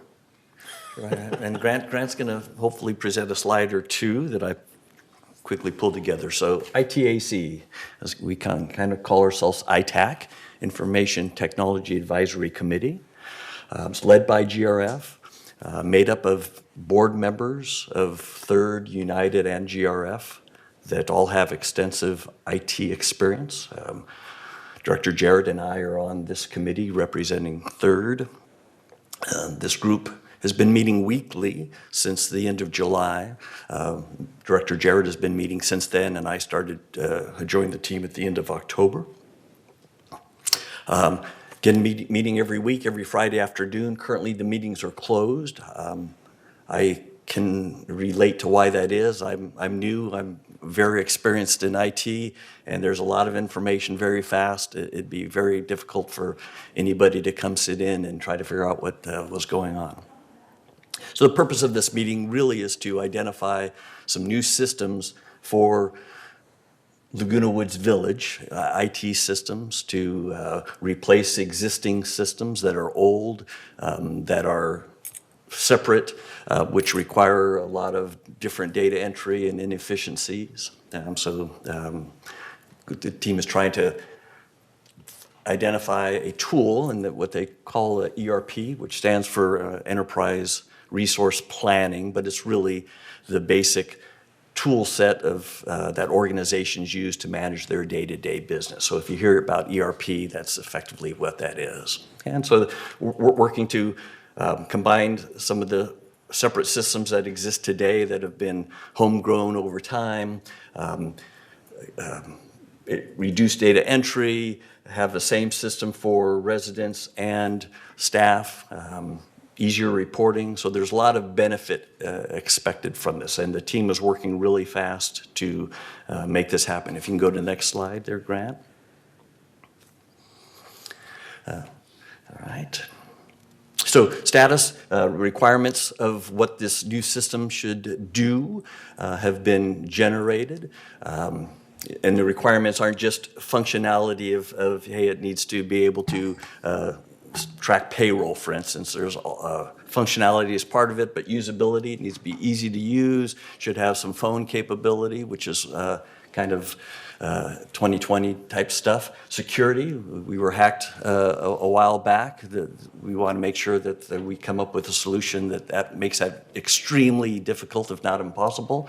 Availability needs to be up and running 24/7 and needs to be easy to change if need be over time as our conditions change. So those are requirements have been put together, been sent out to a lot of folks. About 30 different vendors have been looked at, and we're down to the top 3 that look like they best meet the requirements that have been identified. And currently there are demonstrations of the functionality and capabilities of those 3 systems that are being made with the ITAC team as well as the staff.